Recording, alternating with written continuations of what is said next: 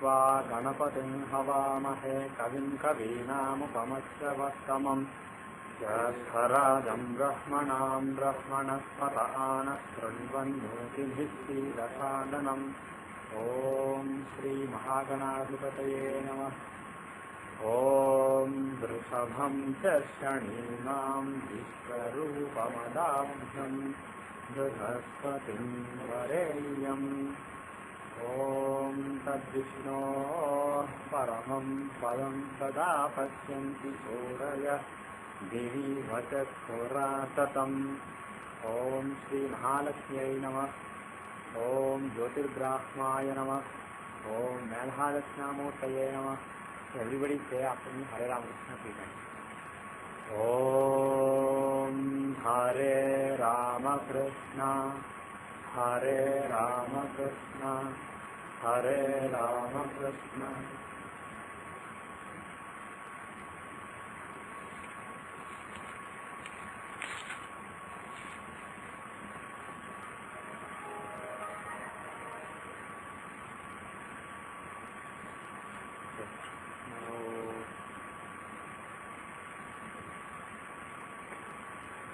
नक्षत्र आरूया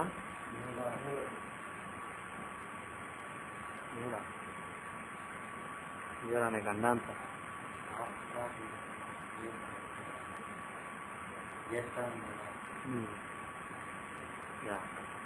so we are on Mola now. We finish Mola or have to do Mola? No, have to do Mola. Okay.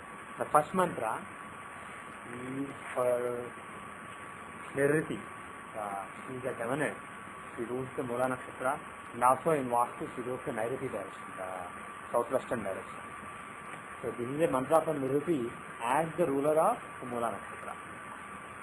Om Moolam Pajam Veerapatim Videya Paratye Dulirvudis Karacha Gobhim Nakshatram Pasubhik Samaktam Aharpuyatyamanayamashyam Aharno Adjatu Vipedadatu Moolam Nakshatra Nitiyasvadanti Paratim Bhacharirritim Nudami Shivam Prajayai Shivamastu Masyam.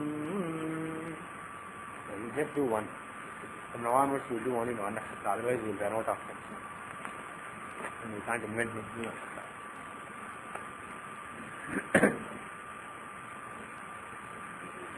Yeah, actually we will do one thing. We have been doing the mantras of nakshatras. There are also mantras of the grahas. The 9 Veda mantras of the 9 grahas. We will start doing one mantra for each graha also along with the nakshatra, because I cut the nakshatras for 2 mantras to 1 mantra per class. We will do one graha mantra. So this mantra is for sun. There are so many mantras. If somebody wants to pray to sun, they do Japakirvan, Katin, Kastivam, Mahajidin, Pavarin, Parvapadin, Bhargavasivasam, that one they do. But that's a shloka, that's a very powerful one because it's written by Vyasa. But it's basically a shloka. Also there are Vidmahe, Dhimahi kind of Gayatri mantras, the so-called Gayatri mantras for Grahas, Atmahastaya, like that. Vidmahe, I forget the one. I never paid attention to those because they are not really from Vedas. They are not from Rishi. Basically, they are from the Mantra Mahodaji book. So they were invented by somebody who belongs to Kali Yuga, just like us. He may be a great person, but still they are not from the Rishi. They are not part of the Vedas. So those mantras, those Vidmahe, Dhimahi mantras are not so powerful mantras. On the other hand, there are Veda mantras, most of them Gayatri, for various grahas, that are actually from the Vedas. And those are the powerful ones. If you are doing Navagraha Homam, for example, some priests do this only once and do the other ones 108 times. But if you can do these mantras 108 times, then you get the full benefit. These are the powerful mantras which have the vibration in the mantra. So we will do the Veda mantras of the grahas, one mantra per class. First today is Surya's mantra. Om Asatye Rajasa Vattamano Niveshayan Namrutam Matyancha Ranyayena Savitarathena Devo Yati Bhona Nipashyan.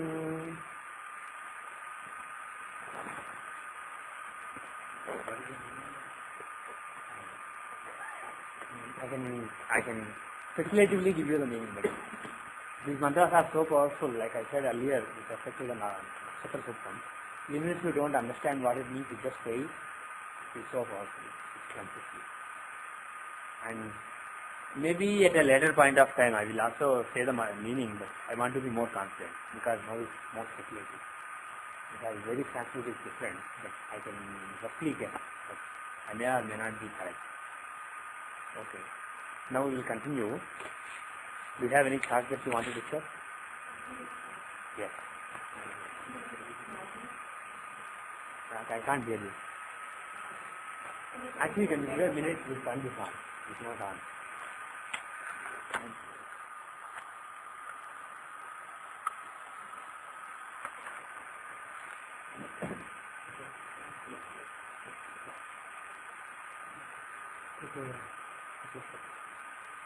Video or audio? Audio.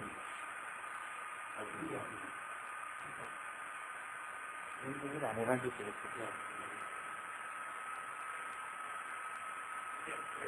Yeah.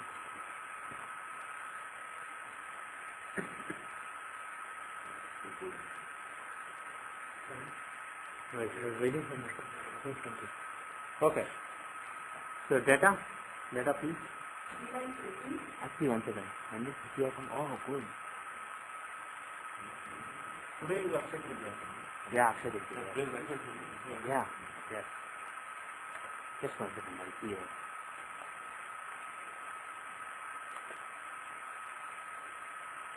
I didn't notice. Okay. Huh? It ends at it started yesterday. Huh? Oh, you go to the miscellany tab. There is a Panchanga tab here. The down tab. You click it, you get Panchanga for today and tomorrow. So change the date to 29. So I wanted to see when Tritiya started. Started yesterday at 17. Yeah. But this one is a good one. Okay. Data? Yeah. It's supposed to be a very powerful day. Especially any sadhana you do to more results. Yeah, and the thing is, yesterday I didn't know why, but a couple of days back I just thought of doing a special sadhana. I woke up at sunrise and till 9:30 yesterday I was doing the Gayatri Mantra. I did some mala. So just when I opened I saw Tritiya, so I wanted to see Tritiya started yesterday. Actually, though I started in Tritiya, it actually ended in the Tritiya. Most of the puja was in Tritiya. That's why. Okay. What's the data? July? Mm-hmm. 1968.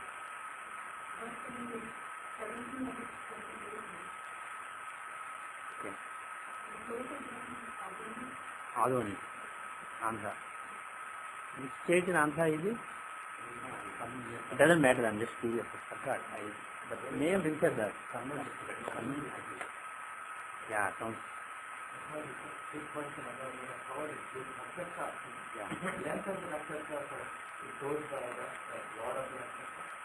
What do you mean one talking? For example, yeah.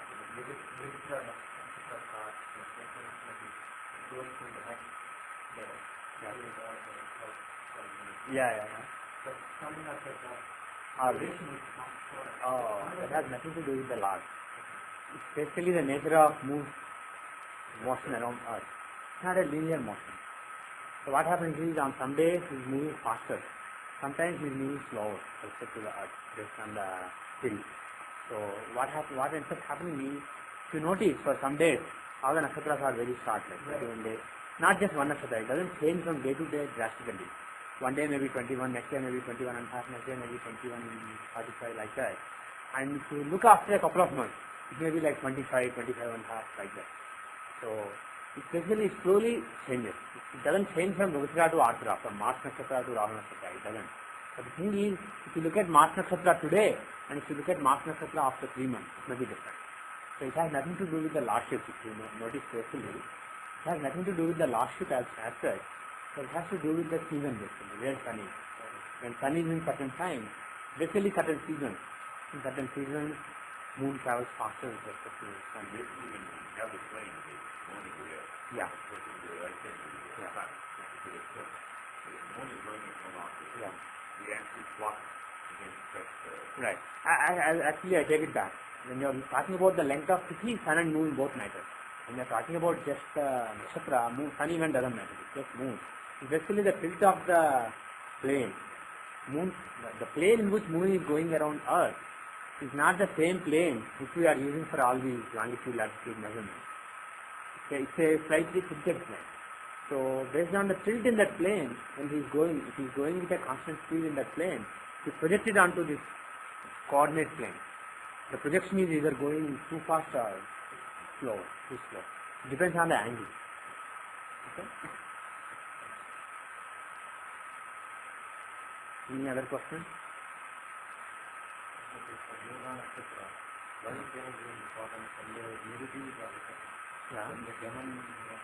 Yeah. Yeah.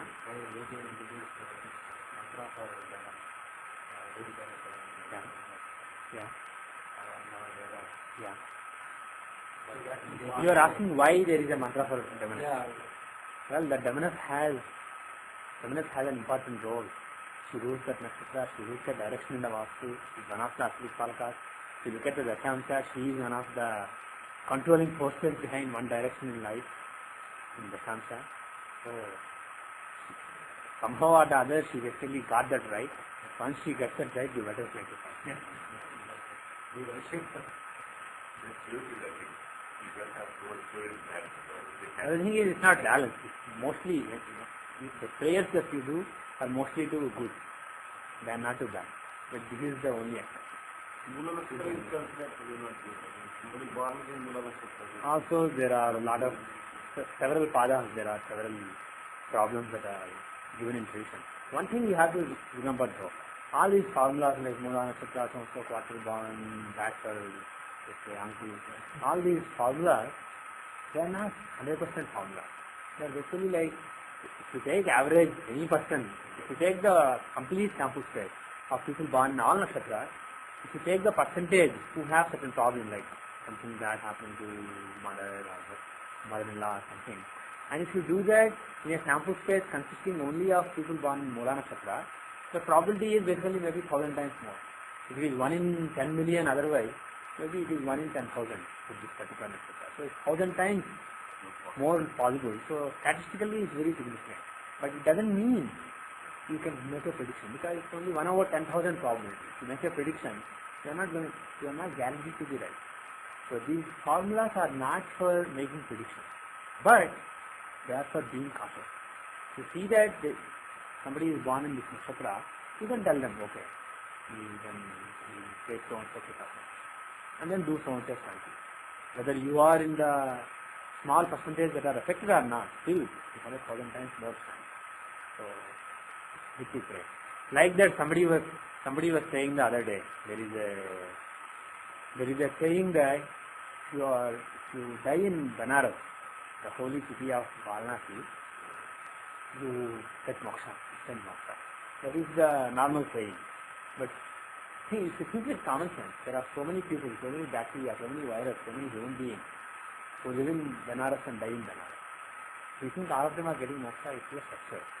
So what probably it is if 1 in billion people or 1 in trillion people get moksha in general, maybe in that particular city 1 in million get a moksha or 1 in 100,000 get a moksha. So it's a statistically very significant thing.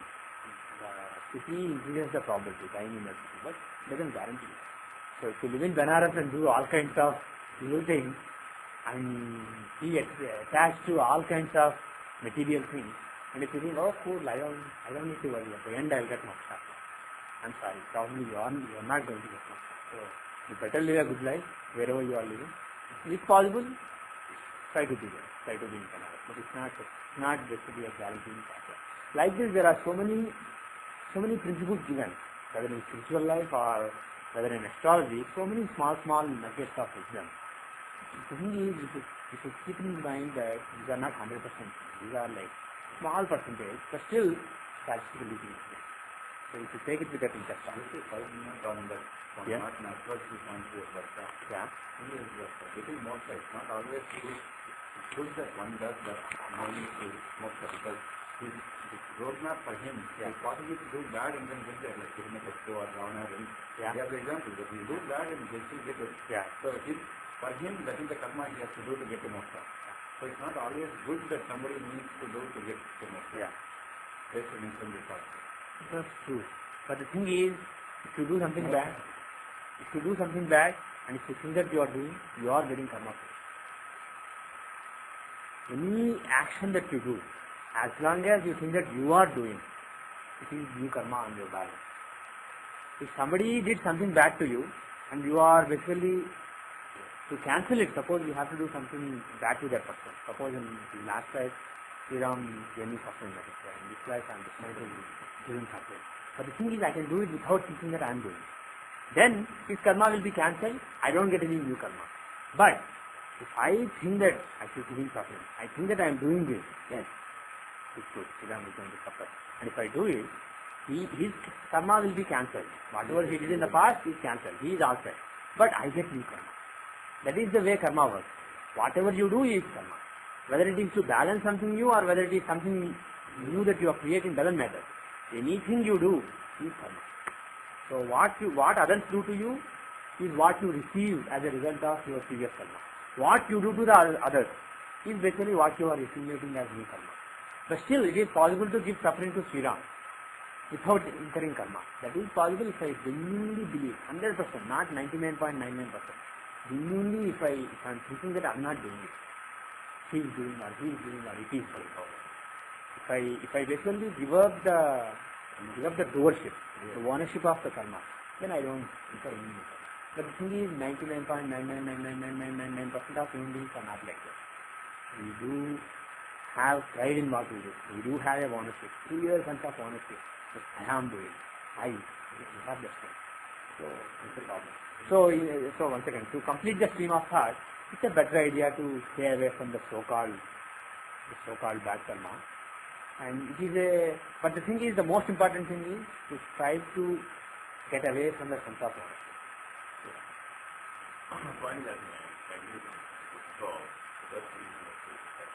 nothing to do with God. Totally attached. Whatever is happening is because it's happening in support. Yeah. There is also a concept of when you get to the node, you get to the node attachment to anything, but you really want to walk away from it. The question is then how do you eliminate it? It's not even walking away. You don't walk away from anything. See, there is a saying that I don't know who said it. Before you become enlightened, you are cutting wood, you are eating, you are making food, you are eating food, and then you become enlightened. And then you struggle, you do sadhana, and then you become enlightened. And once you become Jivan Mukta, again you cut wood, you make food and eat food. You basically live the same life. But the thing is, the difference is your attitude has persisted. You are not doing. You don't feel that you are doing. Just do. And the thing is, one more before I miss saying this. If somebody wants moksha and goes to Benares for the purpose of getting moksha, probably he is not ready for moksha anyway, because thinking that I want moksha itself is a hindrance to getting moksha. Of course, it is a good thing to have now. Especially to do the other things that you have to do. There are so many steps you have to go through. So to go through those steps, it is good to carry that baggage. The baggage of moksha, desire for moksha, is good to help you to climb this step. But in the last step, this baggage itself will become a problem. To climb the last step, you have to let that go. So the thing is, if somebody thinks that, okay, cool, I'm going to get moksha, 99.99% is not, he or she is not going to get moksha. That's your 10%.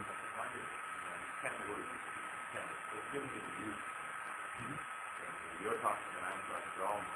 Yeah. In that case, once you get to that point, why did you want to even? What are you thinking about? That's the dharma. A Jivan Mukta, like a Rishi, he will still live in the world. Yeah. See, there is, okay, let me put it this way. There is the Nirguna Parabrahma, which is the whole universe including you. And an enlightened Rishi has communion with that and he experiences that. He knows what it is. But that has manifested in so many ways, like these buildings, this plant, this board, me, you, etc. And that is the Maya of Devi. So he understands how Devi came about, how this Maya came about. He appreciates that whether beauty or ugly doesn't matter. He appreciates the fact that all these things exist. But he realizes that this is all Maya.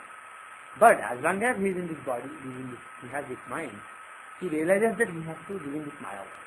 And he realizes that she has a particular vision. She has a particular agenda for him.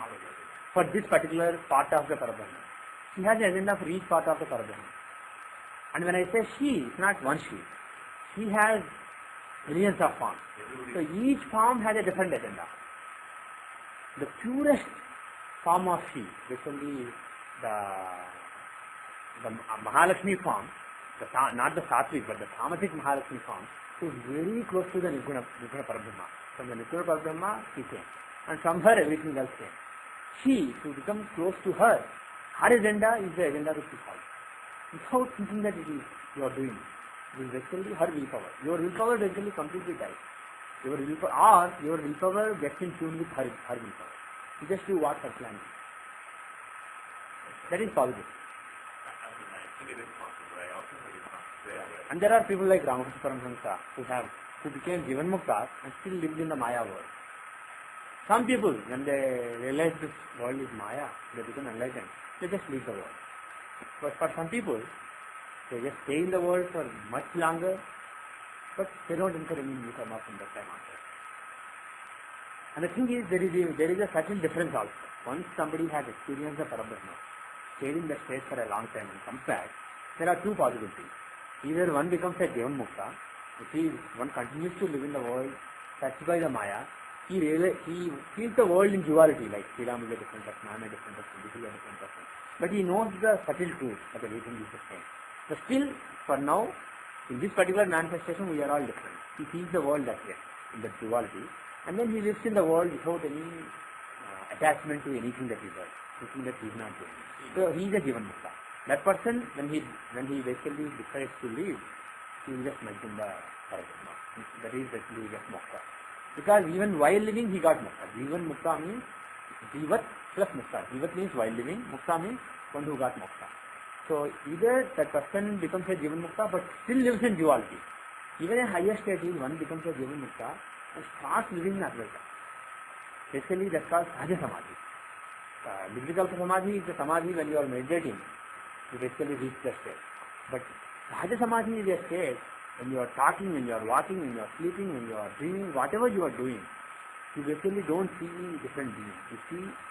You see Advaita, you see Nirguna Parabrahman in everything in the world. But still you talk, you listen, your senses are working. And I don't completely understand how that works. That is given in the Shastra. So the state does exist. It is very tough to find somebody who was in that state in the last few years because we are in Kali Yuga. But it is a possible state. There were many rishis who were in the Sahaja Samadhi. That is the highest state of existence. So now again, even somebody who is in that state, for whom there is no duality, only Advaita, the whole world is one. Even that person will live in this Maya world, he will cut trees, he will type things on computer, he will do puja, he will do all that stuff. He will do japam, he will walk, he will sit, he will sleep, even he will live. So even that person does it, what about other people? So if you basically are ready for moksha, it doesn't mean that you don't do all these things I walk here. Yes, absolutely. Your mind is not in that way.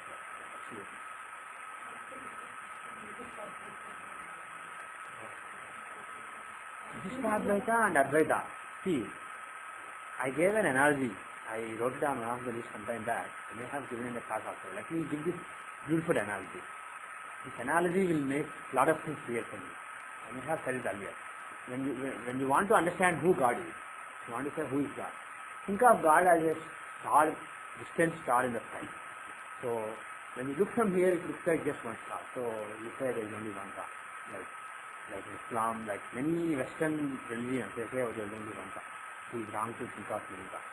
So that is their perspective. They are just too far and they look at the star and they say it is only one. But as you get close to the star, it is actually not a small star, but it's a huge. Imagine it as a diamond with 33 crores surface. That means 3.3 billion surface. Each phase having different characteristics, different gunas, different attributes like hot, cold, blue, red, angry, peaceful, etc. All these are gunas, tamasic, sattvic. All these gunas. So there are various gunas. Each phase has totally different gunas. And imagine each phase to be several miles long and wide. This is huge compared to yours. So as you get close to the star, you have to pick a side. If you want to get very close to one particular phase, you can't say I will worship all the gods, because then you have to remain at a distance and enjoy the view. You can't get close. So if you want to get close to God, you have to pick one God. That is something that Shastras say anyway. But this is you can understand it using this metaphor also. So you pick one phase, you become too close to that phase. Imagine that the phase is right here, that's several miles wide and long phase. I'm sitting next to it. And if I look around, turn around and look at the world, it will seem to me like the whole world is filled with the gunas of that side. Suppose I reach a yellow, warm side, let us say. The whole world will look yellow. If I turn around and see, I'm in front of that big yellow, warm face. So the whole world will feel warm and yellow. I will feel warm and yellow. So that is why somebody who has become too close to Vishnu, he will think, Sarvam Vishnumayam Jagat. He will think the whole world is filled with Vishnu. There is Vishnu in you, there is Vishnu in her, there is Vishnu in him, there is Vishnu in her, and so on. Similarly, somebody who gets too close to Shiva, he will say, the whole world is filled with Shiva, Somayam Jagat. So he will say, he will see Shiva in everybody. So that is duality.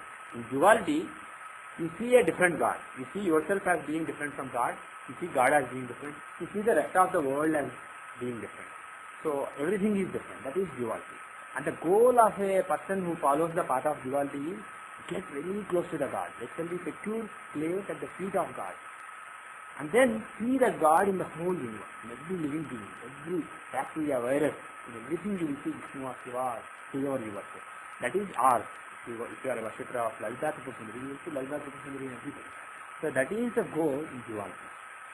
The next step is, when I say next step, some people will be offended because people who follow Vishishtadvaita, for them that is the highest truth. So people who follow Dvaita, that is the highest truth. There is nothing beyond. But the way I look at it, these are basically these three paths or three steps in the same path as far as I am concerned. So that is how I look at it. So in the Vishishtadvaita, if you follow the teachings of Vishishtadvaita, Ramanuja and those people, what they say is you can merge with the God. In duality, you can't merge with the God in Dvaitam. You are away from the God. You can only get close to Him and worship. In Vishishtadvaitam, you can merge with the God. But still, the world, the different devatas, everything is different. So, to go back to the metaphor, you not only become too close to the face, but you jump into the face and become one with the face. You cease to exist, you become part of the face, one of the faces that you chose. So that is Vishishtadvaita. That is the goal in Vishishtadvaita. You merge with the God. If you are Vishnu worshipper, you merge with Vishnu. If you are Shiva worshipper, you become Shiva. You merge with Shiva. That is the goal in Vishishtadvaita. And for those people, still there are gunas. If you merge with Vishnu, you have Vishnu gunas. If you merge with Tripurasundari, you have Tripurasundari gunas. If you merge with, let's say, Dakshinamurti, you have Dakshinamurti gunas. So we are still not talking about Nirguna. We are still not talking about complete non-duality, because it is only special non-duality between you and God. The whole world is different. Various devatas that you see, Vishnu, Shiva, etc. are different. So all those differences do exist. But you can merge with one God that you have chosen. That is Vishishtadvaita. The next step is Advaita, the highest. That is nothing exists. It is all nothing. There is only one Advaita that fills everything. So in terms of my metaphor, my analogy, what it is after you met with one of the faces, still when you look from that face, you can see the rest of the world. You can see different devatas, you can see everything. But if you jump from the face into the inside, you break through the face which you have merged into and jump into the inside of the diamond. It is vast because you are talking about 33 crores. Once you go inside, suddenly nothing exists. Where did you come from? You didn't come from anywhere. The face, if you jump from a face, no, there is no face. What face? Outside, people are different. No, what outside? There is no outside. There is nothing. You just merge in that nothing. Are you observing anything? No. Are you being observed? No. The act of observation, the karta, observer, and the object, the observed, nothing exists. Everything is the same. So that stage is called Nirvikalpa Samadhi. So in that particular state, that is basically the highest state, but that somebody is following the Advaita, the real non-duality principle of Shankaracharya. Aspires to reach. That is the state that you want to do. But still, in order to reach the state, if you want to jump from here to the inside of the diamond, you are not able to. You will not be able to do it. That's the problem with several other religions. Whereas Hinduism, you can first worship a god, become close to the god, become one with the god, and then do it. There is a process that you can follow. That is why, even though Shankaracharya was the proponent of Advaita theory, he worshipped God.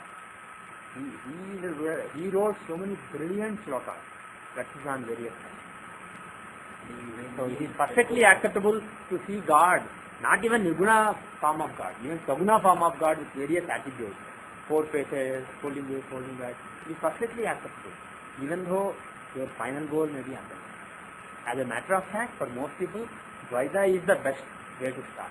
Otherwise, if you say, I am Brahman, Aham Brahmasmi, somebody who is right here on the ground and too far away from the star, that metaphorical star that I talked about, he is Aham Brahma. I don't have to do anything, I am Brahma. So do whatever he continues to do, and then this Brahma will continue to do. He born, do so many things. That is the problem. So you have to basically cut all these layers. And to do that, the first is Dvaita. So my innermost preference is for Advaita. But I will advise everybody to follow Dvaita. And then you can go to Vishishtadvaita and Advaita. So do you understand? You think about this metaphor. There is a lot of meaning in this metaphor. It looks like just a story, some childish thing. But it has a lot of depth. You really want to understand various parts and enable to do this. You had a point? Shankaracharya opened many temples. Yeah. He opened so many temples. He wrote so many slokas. So all that is very meaningful. First you have to become close to the star, close to one God. Otherwise, nothing else is going to fly. That is the first step. And that is the most difficult step. I also gave, when I wrote about it on one of the Yahoo groups, I also gave another analogy. The thing is, when I say, the way I put it as the duality is lower, Vishishtadvaita is higher, Advaita is the highest, which is in fact true, but many people will not agree. They will say, those who follow Dvaita will say, oh, others are humble, that's all nonsense. Only this is the truth. But what I am saying is that everything is truth at various levels. You are capturing truth at a different level.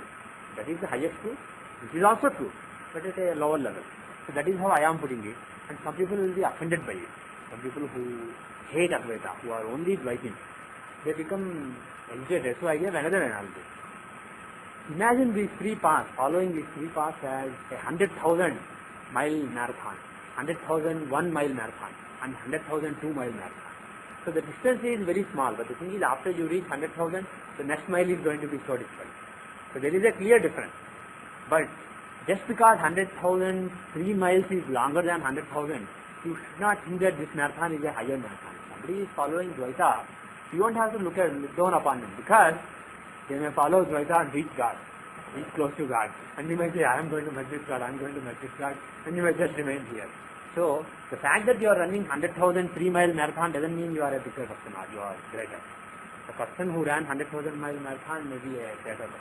So what I said is, irrespective of which path somebody follows, if they succeed in that path, they are the greatest that you know.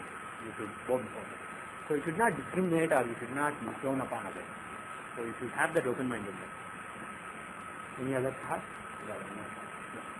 The way that you said to get into that step of going into the quiet state of great abundance, Yeah. you can't jump from the stage we are in. No, you can't. You can't jump from the stage we are in. Yeah. Where we are battling between Rajasic, Tamasic every single day from one day. Yeah. So the best way is to become Sattvic, which will be a road to get to Nirguna. You can't jump from Sattvic Rajasic into Nirguna state. Well, let's not argue. It's not, actually this is a philosophical class, this is an astrology class. But I'll just say one word. The thing is, which is the best thing to set first? Sattva or Tamas? Up to say. But your generalization is just that, a generalization. Because In my analogy, I said you met with one of the gods and then you jump inside. One face may be fully tamasic, one face may be fully rajasic. So all these faces have different gunas. So distinguishing between sattva, rajas and saying sattva is great, it's basically just one guna. For somebody, a devata who is purely rajasic may be the best devata. So he may become too close to that devata and then merge into the karma. The thing is, different faces have different attitudes. So the experience of merging into one, getting close to one face and merging into that face is different for different faces. But from the face to jump into the inside, that experience is the same for all the faces. So the final Nirguna Brahma is only one. But you can reach it through any of these avatars, any state. So if somebody worships a tamasic devata, he may become tamasic himself. And I don't think that's a problem. You may be inclined towards sattvic devata. Actually I am inclined towards Mahalakshmi. But that shouldn't make us look down upon others who are inclined towards other gunas. After all, it's a guna. What is great about sattva? It's just one of the three gunas. Finally, you have to shed all the three gunas. So whatever art does, do it.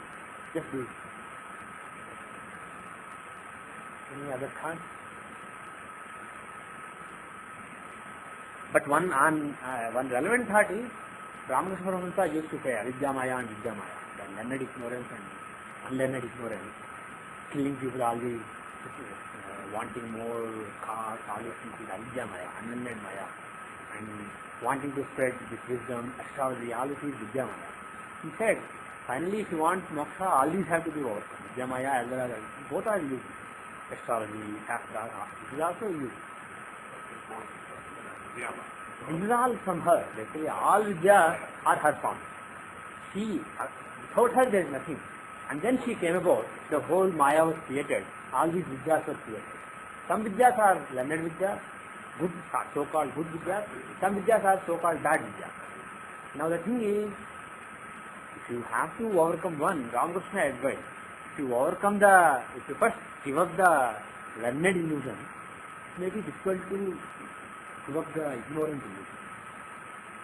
So, instead, if you give up ignorant illusion, using your learned illusion as a tool in doing that, it may be easier because learned illusion has tools within it to basically to take you to the realization that even that has to go. Whereas the other one doesn't. Some people may go from the other one also, but instead, in general, first give up the avidya maya, then give up vidya maya. That is different from sattva or rajas tamas that I said earlier. Getting close to one God, that is different. To choose a tamasic devata, go for it. Nothing else in the world should exist for you. He or she is the whole universe. Become close to him or her. Very, very tamasic life. Kali, Jnana Kali. Fine. You met with her, you become close to her, you met with her. Excellent for you. Great excellent. You are almost there.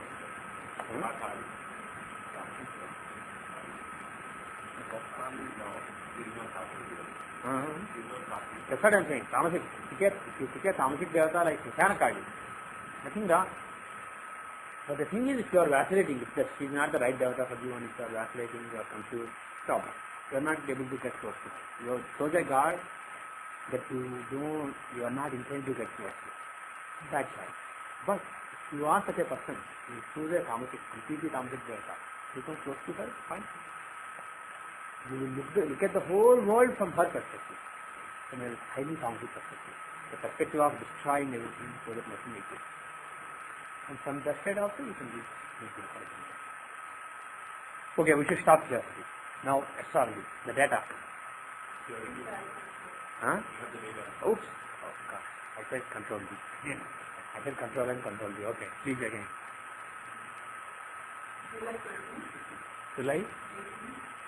July 18, 1968, 21, 17, 28, Adu and we talked about a tamasic devata, destroying everything, destroying the chart also.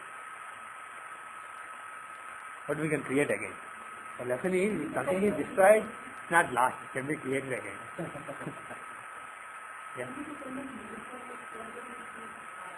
Yeah.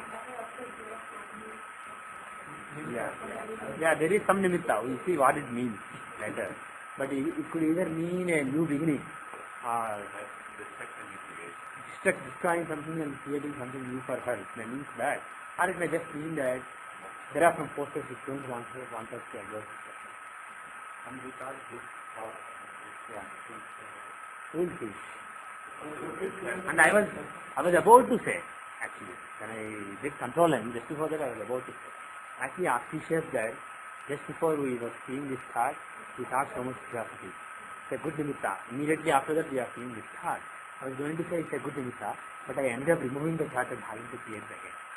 So basically that thread was basically cut. Which means the nimitta I was interpreting in my mind is not right. I was basically misinterpreting. That is why I immediately, without knowing, I basically subconsciously I just put control and control D. Whenever I want to open a thought, I do control and control D. So I just did control and control D. So it could either mean that it's not as auspicious as I thought it was based on the other discussion. It could mean that there is some new beginning, or it could mean that there are some obstruction from this person being advised. Kshatriya is over. Okay. It's okay. Still, basically the same day. Okay. What is the name? 1 second. Actually, what you notice later. First name. Yeah. What? Yes. Example is that.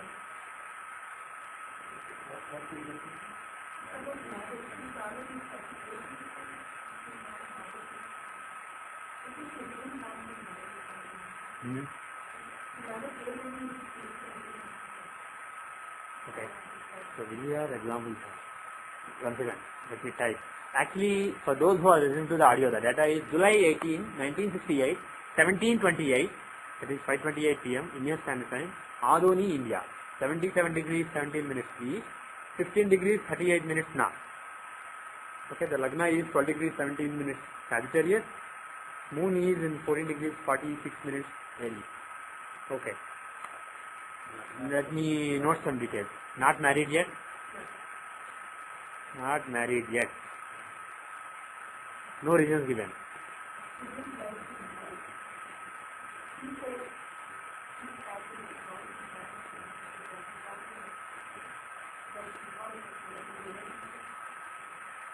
Okay.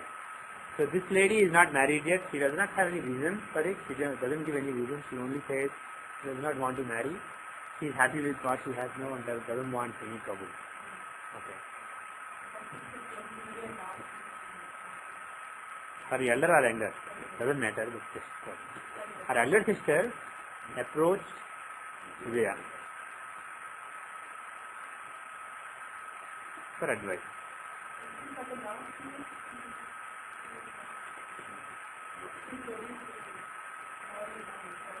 Last 2 years, too late probably. Okay, last 2 years, she changed her mind and ready to marry. But no use so far. Okay. Okay, so earlier she did not want to marry. In the last 2 years, she changed her mind and she is ready to marry. Okay, her sister convinced.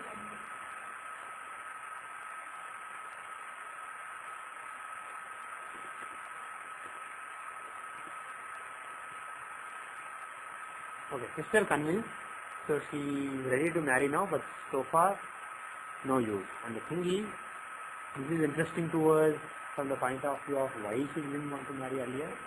And, yeah, so Vijaya's curiosity is, why did she not want to marry? After all, everybody wants to marry. Why didn't she want to marry? So we want to understand the astrological reasons for her disinterest in marriage. And then, if possible, we want to time her marriage. Assuming that this time, it happens now. How old is she? 38 years. Later this year, 38. So she is 37 years of age right now. Okay. Now, the Navamsi Lagna, because this is marriage, we should look at Rashi and Navamsa. Sorry? D7 for children. Navamsa is for marriage and Dharma. D7 is for children. Actually, let us go through the list again, just to refresh, because otherwise if you don't use, you forget. What is Rashi? Physical existence. What is Navamsa? Dharma, marriage. Even if marriage is Abhima, still it is from Navamsa.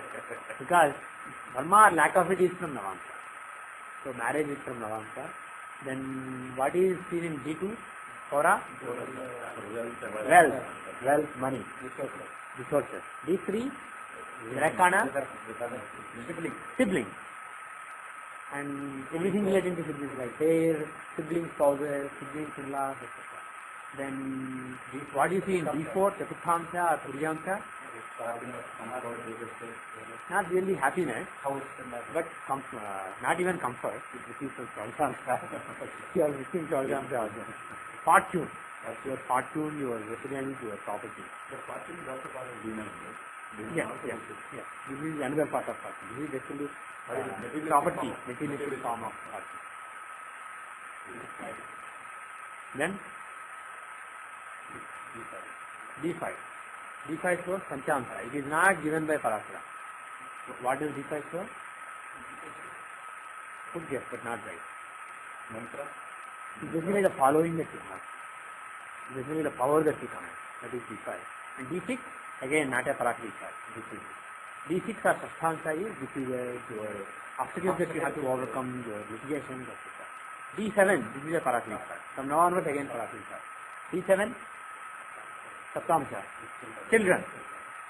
Then D8, this is again not a Parashara. Actually from Sadhika literature. D8, Astamsa, it is.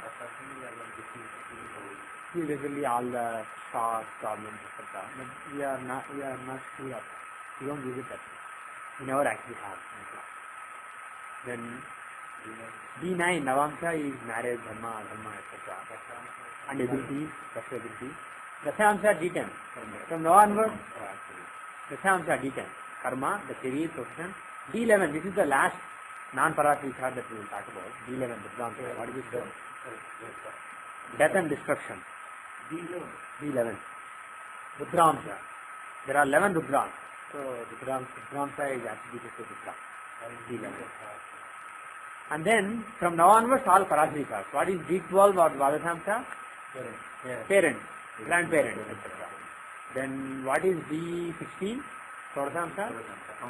Comfort, happiness, unhappiness, pleasure, luxury.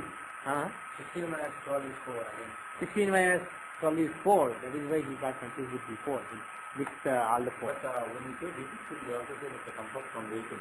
Yeah. All comfort. All All comfort. How happy or sad you feel within the mind. With respect to various things you have, including vehicles. Not just vehicles. If I have a fridge, I feel, wow, that's a fridge I have. It's cool actually. Then that's D6. That is D4 is kind of a subset of D6. It's basically at the physical level, the properties that you want. The real estate, the properties that you want. Actually, I want to have a, okay, not 10, right, okay. Then D20. Nishamsa. Spirituality, religiousness, spiritual sadhana, the right, spiritual right. Then D24. Siddhamsa or Chaturvinchamsa. That's your education, learning. Also intelligence, all this relating to education. Then D30. D27. It's called Bhamsa or Nakshapramsa. D27. What does that show? We haven't seen many examples of that, very few examples, just as a token we have seen. That's not so. It's basically a subconscious level chart. It's above 24. Between 24 and 36 is subconscious process. So it's basically the subconscious strengths and weaknesses that you enjoy. Strengths and weaknesses. Yeah. Not even mental. Subconsciously. Then D30. It's called Trimshamsa. It's a very notorious chart. What is the show? Evils and punishment because of it. It's your subconscious enemy. Enemy because there's not 6. 30 minus 24. 30 minus 12 multiple 24 is 6. So it is basically enemy, but subconscious enemy. So basically your own enemy. The Papa Purusha within you. Kama, Krodha, Lobha, Moha, Mada, Matsya. 6 weaknesses that you have. So this is basically subconscious feelings within you and the suffering that you have to go through to collect. And then D40. D40 is the karma that you inherit from mother's side. No, maternal. 4. Based on the root of 4. 36, if you remove from 40, you get 4. So it's basically the karma, like your mother's mother, mother's father, mother's father's mother, mother's father's father.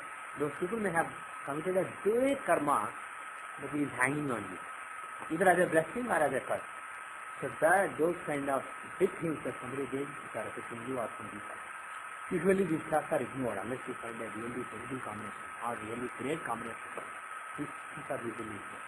D45 is based on 9. 45 minus 36, 12 multiple 36 is 9. So it's father. So it is the paternal karma that you inherit.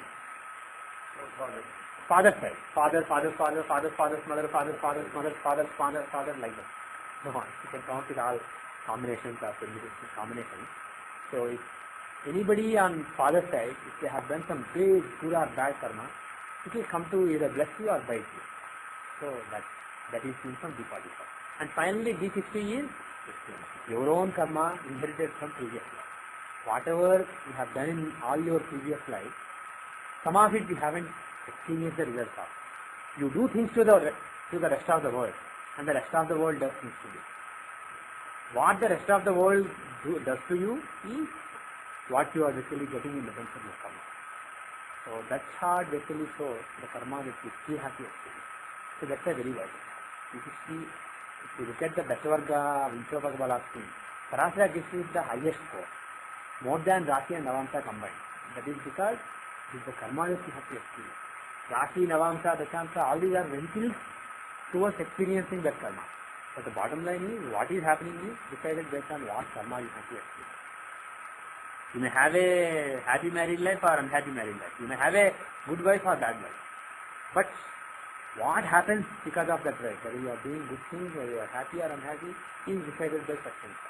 Satyamsha basically combines with all the divisional charts to decide what happens. It's a very vital chart. We haven't been seeing a lot of it. We just saw a few examples. That's because we are not sure of it, unfortunately, most of the time. Most of the time, because we don't have a lot of time to rectify, lot of events to rectify the chart time accurately, we are not giving the most important to our part. That is right. Okay. So now let us go back to the chart in question. Actually, I should finish that.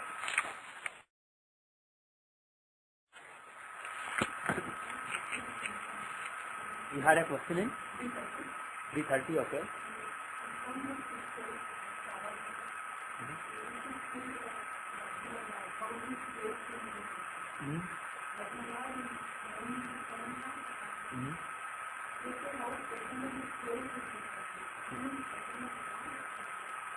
More than ascendant Lord will be important. Because that is, ascendant Lord is your intelligence. Yeah. How mystery is placed in Sultan? Because what sign he is placed in and what are the influences on him. Let us say he is placed in Saturn sign with Rahu and Ketu, or let us say he is placed in Saturn sign with Saturn, Mars and Rahu. He is clearly afflicted there. So there are, at the subconscious level, there are forces affecting Neptune. Let us say hypothetically. And that Neptune is your Lagna Lord. He is basically your intelligence. So all those subconscious evils that are within you are able to access your intelligence and influence it. Whereas, if there are evil combinations, but they don't afflict your Lagna Lord, let us say, it's not that important. You see what I am saying? So Lagna Lord is so important. Similarly, more than Moon sign Lord, Moon himself is also very important because that is your mind. So if you look at the Moon, actually if you ask me more than Lagna Lord, Moon is very important because subconscious afflicts the subconscious. Subconscious forces, but they have access to your mind, they impact your mind. So Moon is very important. If Moon is afflicted in Princhanta, that person, the evil forces within, everybody has evil forces. Even great signs will have those soft forces within them. Because there are planets, there are 10 signs, those planets occupy those 10 signs in Princhanta, there are weaknesses. Everybody has weaknesses. The only question is, how able those weaknesses are to influence you, to result in karma for you. If they are able to influence your karma, then you have to pay for it later. If they are not able to influence your karma, good luck. You are able to keep your process. That is the key. So see the affliction on moon, see the affliction on Lagna Lord of Rashi chart, see the affliction on Jupiter, because he is the teacher key who advises me. Okay?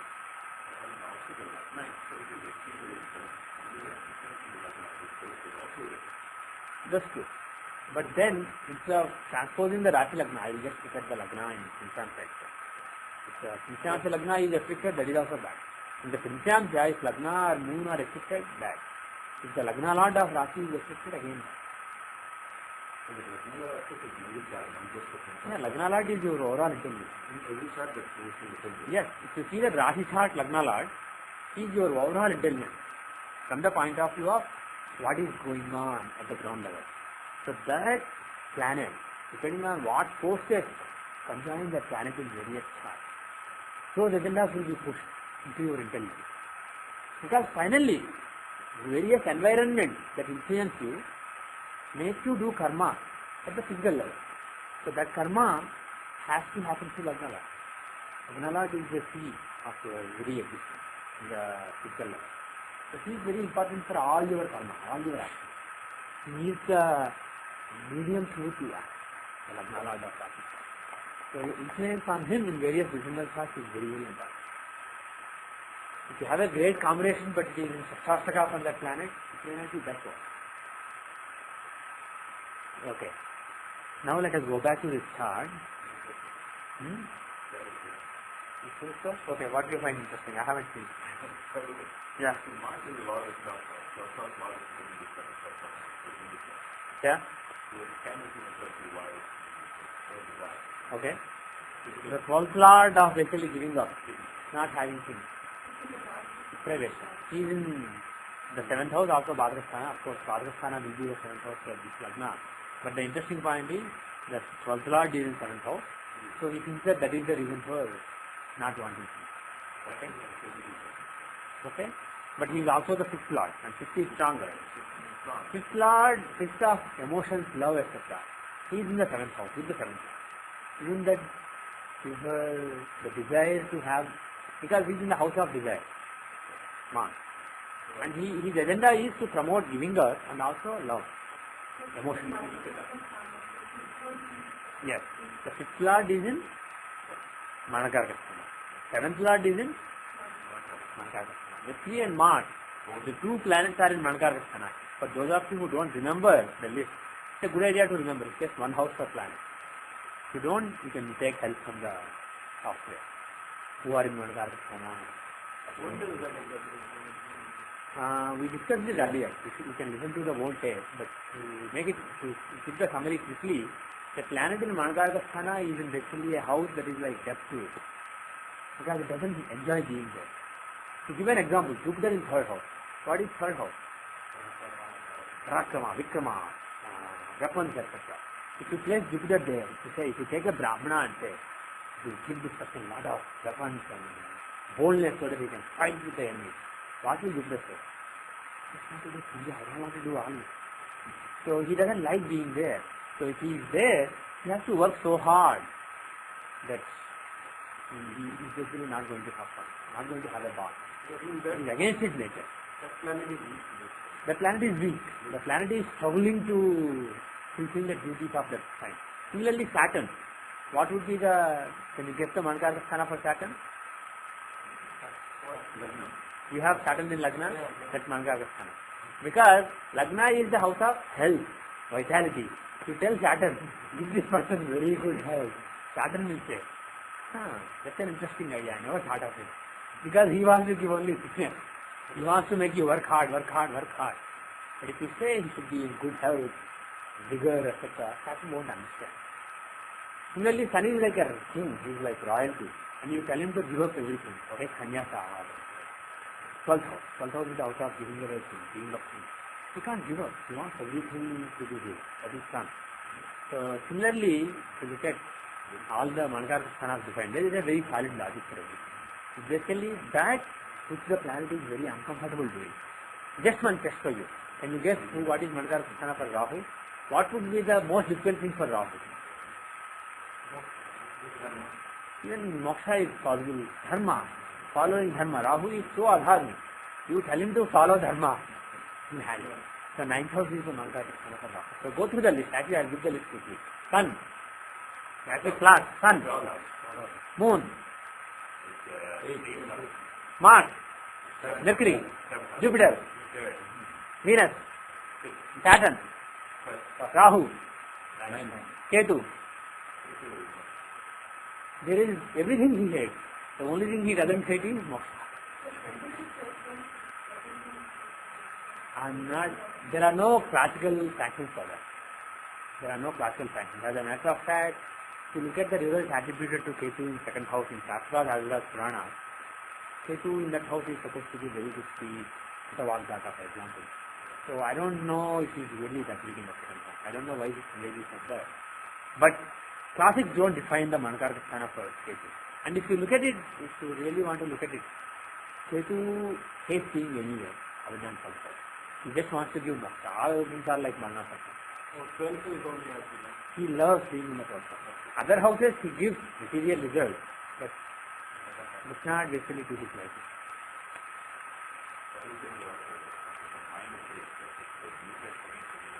Oh yeah, Nietzsche Shani is sitting in the mind. Okay? Okay, so the point, actually let's summarize the point that we made so far. Two planets in Manakara. Even though they have a Raja Yoga, unfortunately they are in Manakara Kristhana. Who are they? Mercury and Mars. The fifth lord of 50 is stronger than 12. So okay, let's say fifth lord. Fifth lord of emotions, love, the ability to attach to people, especially your attachment. So that lord of emotions is Manakara Kristhana, and the seventh lord himself. Seventh house is relationship.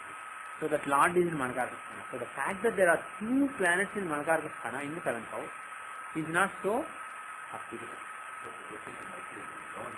Yeah, Mercury is in one house. Mercury is in one house. That's a good news. So if you want any remedy, you have to look at Mercury. We'll do that a little later. But go back to your point. 1 second, we'll go to Navamsa. Your point. Shani is in Nisha. Why is Shani important for marriage? He is the lord of jewel and he is Darakarka. So he is in Nisha and he is affecting moon. So basically because he is the Darakarka and he is the jewel lord, the approach to marriage will be saturnine. And secondly, forget marriage for a moment.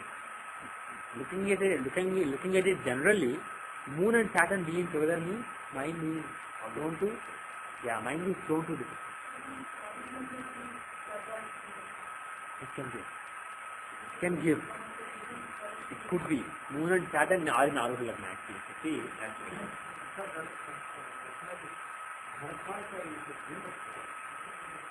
you look here. The Naisargika Karatrakarka is Venus. Naisargika Vivahakarka. The natural giver of marriage is Venus. But here, for this particular chart, Saturn is the decay, it's in the list. In the Charakarka. Yeah, this is basically at the soul level. At the soul level, who is in charge of getting her related to another soul to marriage? The planet is Saturn. And Saturn is, so Moon-Saturn combination, in general it gives interest, depression or vairagya. That being in Aruha Lagna makes her lose interest in life. Now, if Navamsa is strong, yeah, that may not be, but that is how it manifests. It's not just perception, it is that physical manifestation. So the physical manifestation of her personality is an aggressive person, but at the same time somebody who is not interested in him. Very Saturn. That is also not good. AL and A7 and AL and UL have to have good relation. If A7 is in the 12th from AL, in general not just marriage, relations with people are given up by her. In other words, she is not that interested in having relationship with people. She is not interested in people. On the other hand, if you see AL and A7 in let's say trines or quadrants, those people are people. So people are always with people and enjoy being with people. This person doesn't like being with people. But the thing is, forget all this. There are enough negative factors in the Rashi, showing some vairagya, disinterest in moving with people. But if Navamsa is strong, at least capable of giving marriage, how is Navamsa? But you see, 8,000 dollars. But you go there, first you have to see, it's only 4 minutes from your side. How actually this start? Yeah, we have to see the leeway. 4 minutes from your side. 9 minutes, 40.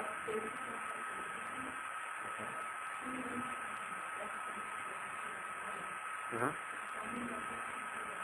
Yeah. Yeah.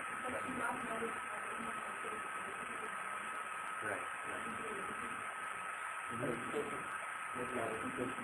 Was there a particularly good time in her career? Pardon me?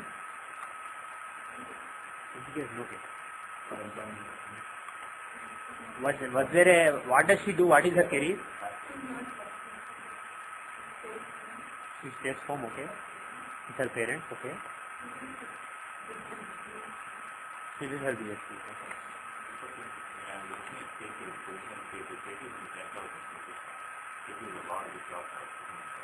Yeah. Now the thing is, we had a forward. Yeah.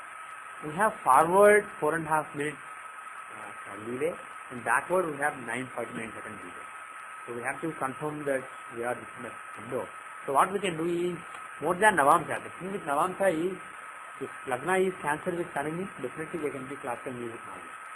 But if Lagna is Leo with Moon in Lagna, still there is a pretty decent chance of knowledge of yeah. But the thing is, don't take it too literally. Irrespective of that, if Sun or Moon are in Lagna, one can be a musician. You can't really distinguish so finely, even though it is studied in classics. So Sun or Moon both could give classical music. And the thing is, if Lagna is Leo, the Lagna Lord Sun would be in Mangar. That will actually be quite bad for the costume. Yeah, that will be very bad. Even though there is Parivartana, still Lagna Lord and 12th Lord Parivartana is not good, yoga. Moreover, Lagna Lord is in Mangar. That is always never good. Moreover, he is the 9th Lord in the Rashi. So this would have been very, very unfortunate for her. It would have been very unfortunate in life. So, of course, I don't really know how unfortunate or fortunate she is. But somehow I feel that it may not be right. But to confirm it, what we will do is, 7th Lord in 6th house. Leo Lagna? Yeah. 7th Lord Rahu. Yeah. 6th house. Yeah. Possible. But at the same time, now, 8th Lord in the 7th house. That is also basically depriving mind. The 7th Lord is debilitated, and the 8th Lord is in the 7th house, and Mercury, who is the 7th Lord in Rashi chart, so very important planet for actually getting married, is in the 8th house in this chart. So with this also there is a very strong chance of not marrying. Okay? And moreover, Lagna itself is badly affected. Even though Sun and Jupiter are there, Sun is basically being eclipsed by Ketu. So Jupiter is exalted, yes. But he is also the 6th Lord of Brahmacharya. He is the 9th Lord of Dharma as well as 6th Lord of Brahmacharya. So that planet is there, and Sun is being eclipsed by Ketu. So basically this Brahmacharya is something that she forced on herself. So Lagna, the Ketu in Lagna basically self-deprivation. So there is a good chance that it is Cancer also. So the bottom line is, we can't really say this must be it. Both are possible. Leo and Cancer are possible. My guess is probably Leo, but you have to confirm it. So let us look at some other charts. I said I meant Cancer. I didn't mean Leo. I said I meant Cancer. But because of the Parivartana, I said.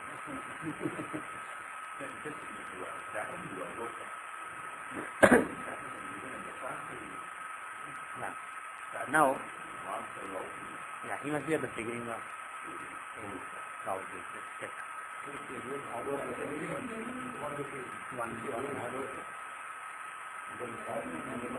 okay, that's okay. See, Saturn strong, the person will be hardworking. If Saturn is weak, the person will be lazy also. It gives the effect of being in Lagna, that's true. But it's Saturn. Actually, let us look at the Dashamsha. Now, we can't confirm the forward window, but we can confirm the backward window because Lagna is 12 degrees hard, right? 12.5 degrees. So 1 minute 13 seconds earlier, Dashamsha Lagna would have changed. And forward it is 11.5 minutes. So we can't confirm the forward. If we know that this Aries Lagna is right, all we know is time is not wrong. Time cannot be backward by more than 1.5 minutes, 1 minute 15 seconds, which is enough for us to rule out the previous Navamsa backward direction, right? Let me show it again to you. In the Navamsa, if the time either goes back by 9 minutes 49 seconds, the Navamsa Lagna will change. Or if it goes forward by more than 4.5 minutes, Lagna will change. So the second part we will not be able to confirm. But if we confirm that this Dashamsha Lagna is accurate, we can confirm that the backward error is not valid. So Navamsa Lagna is either Cancer or Leo, but cannot be Gemini. Of course, we haven't considered Gemini so far. But that is a possibility too. What if there is 10 minutes error? We are going to confirm that from the Dashamsha. Is this Lagna, does this Lagna make sense to you, or should it be, does Pisces make sense? If it is Pisces, the previous time, the time is wrong by 1.5 minutes and it becomes Pisces, the fact that she doesn't work, does it make sense? Lagna Lord and 10th Lord Jupiter is extremely strong in Jupiter. Either teacher or lawyer or some strong career, Jupiterian career is a strong quality. Such a strong 10th Lord and Lagna Lord, there is no way you will not be working. Okay? But even in this case, it is the 10th Lord and the Jason right in the Okay, we will come to that. So Pisces is probably not right based on the fact that she is not working. With Aries Lagna, is it possible that she doesn't work? Okay, Saturn is in A10, he is the 10th Lord, fine. But the 10th Lord, is he strong or weak? And who is he? He is Saturn. Saturn is does he give a strong career? Either lowly work or no work. That is what Saturn gives. Moreover, here, Saturn is in Mankarka. It's the 10th. He is debilitated. So if the 10th and 11th Lord of work and gain, if he is in Mankarka Sthana, there is a possibility that the person doesn't work. We can't say for sure, but there is definitely a possibility. And moreover, 6th Lord and 7th Lord? 6th Lord and 7th Lord. Yeah, 6th Lord in 7th is conducive for business. Little bit, not even very conducive because it's 6th Lord. But it is not really conducive for service. So again, that way also it's not that great. So, and the 5th Lord of abilities, recognition, etc., Sun. And of course, he is natural Karaka for spirit. How is Sun? He is in Manakaraka Sthana. Actually, 6th Lord is not only in the 7th, but he is in Manakaraka Sthana. So actually, how many planets are in Manakaraka Sthana? 3. 3 planets, I believe. There are 3 planets. Sun in 12th house, Mercury in 7th house, Saturn in 1st house. 3 planets. The lords of the 5th, 3rd, 6th, 10th and 11th houses. They are all in Manakaraka. So, most probably Aries Lagna is right.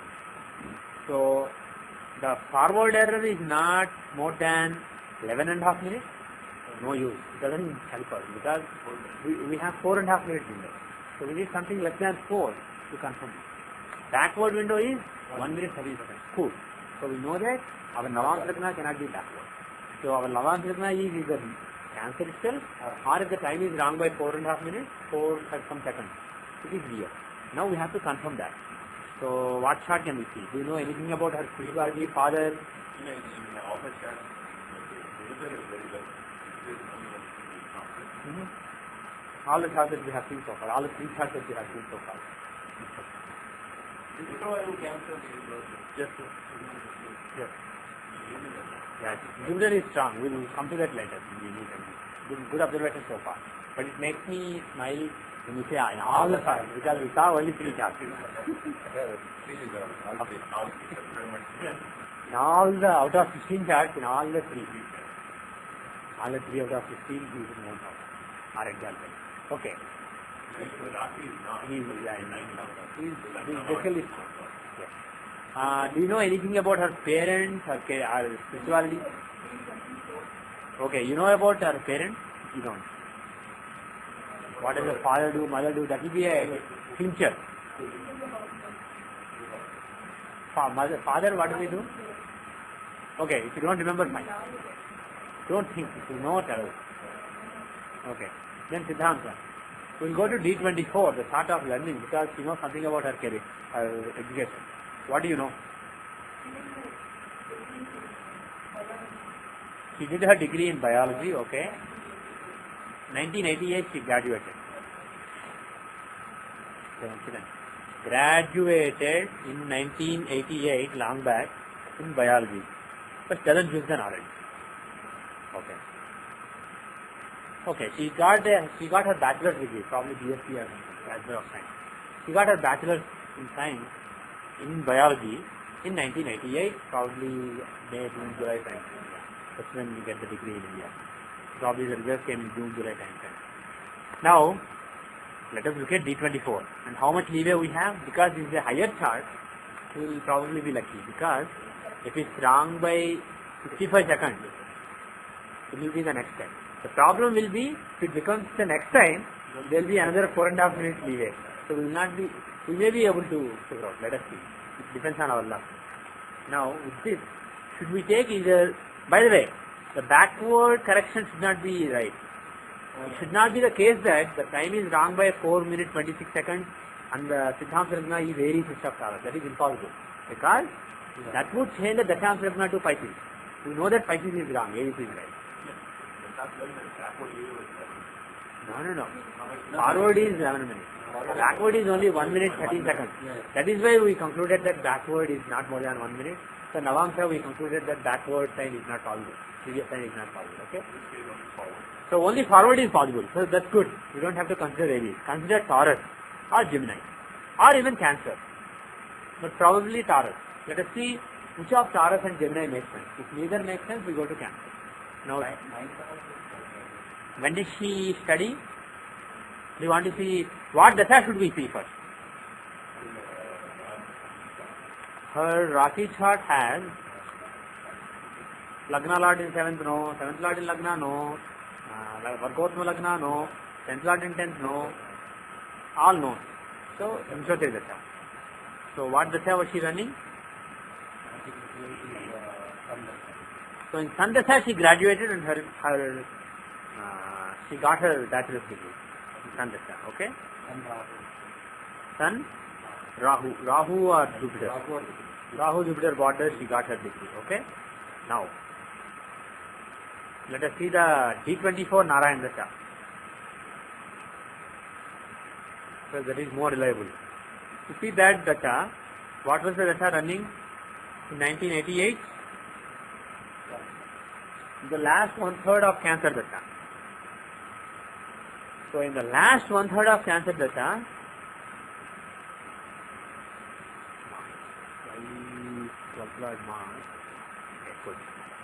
the last 1/3 of Cancer dasha she graduated and her education stopped. Then onwards no more education. Formal learning stopped. Does it make sense? Does it make sense that her education would end then? And does it make sense that she would get a bachelor's degree?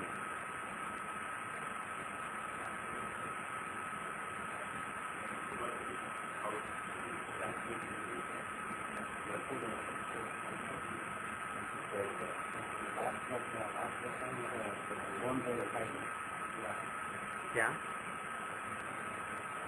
How do you see? Uttara Rashi. So it gives results in the last 1/3. Last 1/3 will give the results of the sign, and the results of Lord then.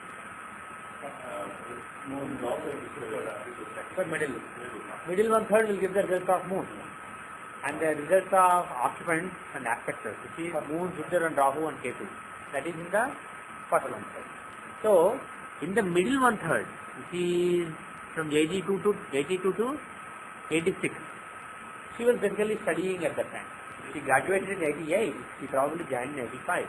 So it was in the middle 1/3 that she went into this biology BSc program, Bachelor of Science program.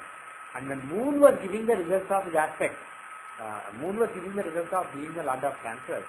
When Moon was giving his result, then she basically studied. And then it made sense to the biology. Possible. But why bachelor? That I want. And then when Cancer started to give its result, education ended. Does it make sense? Moon, what is the house for bachelor's education? Ninth house. What is the ninth house here? Saturn and Sun, Capricorn. Capricorn is a very routine, dry kind of sign. So it's basically a very routine education. And does Moon have anything to do with it? Can Moon give that? Not Argala. What Argala? Discovering new Argala. New Argala?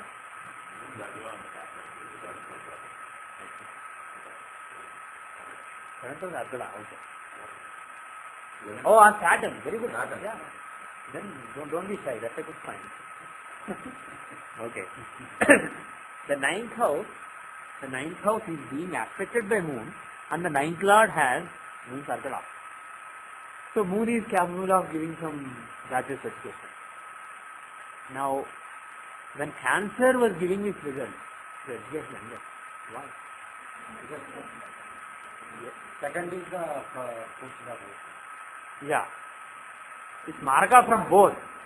It's basically the seventh house from Capricorn, the ninth house of GST. So basically bachelor's education ended. Seventh house is a marka sthana.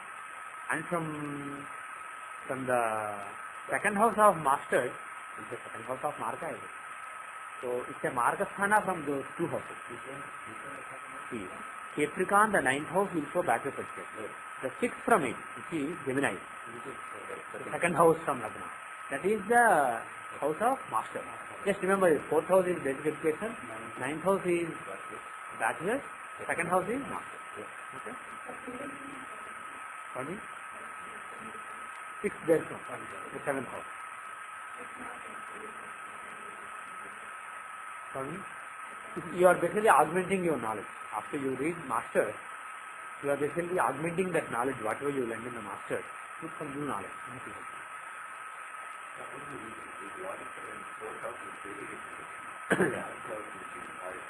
Basically, you are increasing that education. Sixth house is basically for increase. The progression every age, when you look at voice, for example, you do every age. That is because you annul one relationship before you go into another relationship. There are things that you don't annul, you keep accumulating. So for those, you take 6, so on. Yes. If you have a wife, if you accumulate another wife, sorry for the wrong usage, but if you marry another wife while your first wife is alive, assuming that that is allowed in your tradition, then that is seen from the sixth house from 7th. So, seventh house is your first wife, in the Navamsa. Sixth from there, what is that house? That is basically the 12th house. That is your second wife. That you married while first wife was alive. Why 6? Because you are accumulating. For anything that you accumulate, sixth house progression is taken. For anything that you destroy and start, yeah. But for children, they are siblings of each other. So you use sixth house progression. There are several progressions given in tradition, some for some purposes. So if you want to understand why you are not accumulating children but accumulating wives, think about it. But husband, this logic was to be indicated, this fixed from out of the house. For a lot of things that you acquired properties or things. Actually, Sanjay ji does look at A4 as the house that he has, and he does take the progressions of that also. I've seen him do it. But my understanding is this speculative. He is not clear it comes from the text. So children is third program. Yeah, third. Sixth house, seventh house, ninth house, and so on. These are the three normal progressions. And in this case, for education, the applicable progression is education. But that works. If you take 4, 9, 2, those work. After that, I haven't seen a lot of examples, but these work. So, it is Margasthana, so when Cancer was giving its own result, the education ended. Okay? So, things make pretty decent sense.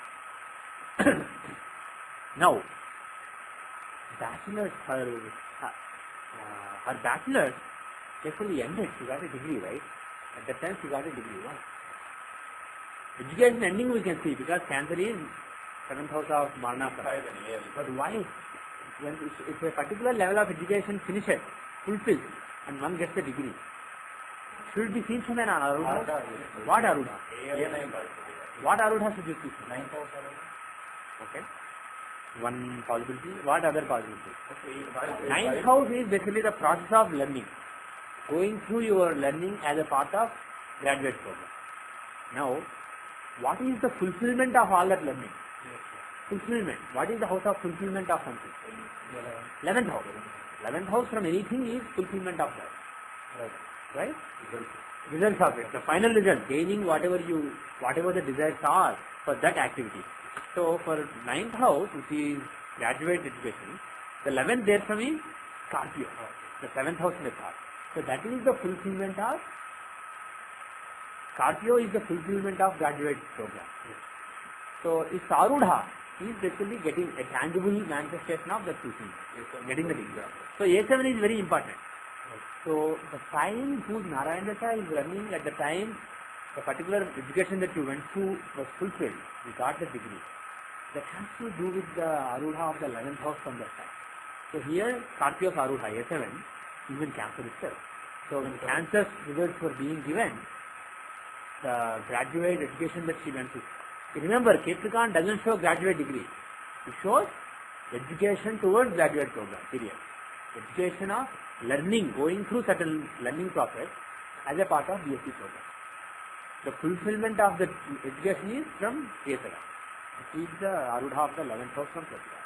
Is also to the 11 being there? Well, 11 is in general not general fulfillment in education. It's not that important when you are looking at a particular degree. This particular degree, A7 is important. A5 is general achievement. Again, not specific to a particular program. I am looking from the 9th house program because the program was fulfilled. She did not drop out of her PSC. She got her degree. So because of that, I am looking at the Arudha of the 11th house program. The very fact that she got a degree, this is not basically, you can look at it as A5 also. But this is more than an achievement, a recognition of her ability. This is basically fulfillment of something that she went through. She went to class every day for a particular purpose. The goal was to get a particular degree. Any other question? In general, A5 is not that strong in this chart. A5 is in the 8th house, it is in the 12th from Arudha. So both from Lagna and Arudha, it is in a band house. So it is not a chart of somebody who is very recognized, very intelligent, very trained. It's not that kind of. A5 is not that. Any other thought? So we are happy.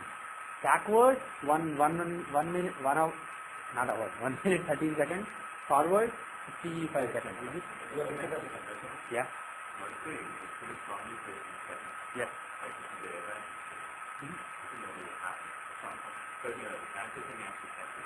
Yeah, Cancer thing, Cancer light. And Moon is actually, Moon and Mithri are not really friends of each other. When Dasha comes, yeah. In 2040 we can do that. But the thing is, there is a strong Mithri in the 2nd house. So as far as learning is concerned, she will have a lot of resources that she has access to, a lot of things at her fingertips. If she wants to learn, she can learn a lot of things. And Mithri is in the 2nd house. Astrology is a different for her to learn. She can actually, yeah, so she must have a lot of books, access to a lot of astrological literature. If she wants, she can learn astrology. She will be good in that. Yeah, she will be fine. She will learn astrology well. She will do that. Jupiter is in Lagna, Mithri is in 2nd house. Period.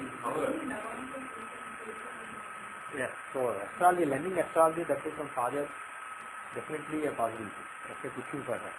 Second thing, the 5th lord is strong. If the 5th lord is strong, it gives a lot of intelligence, a lot of ability.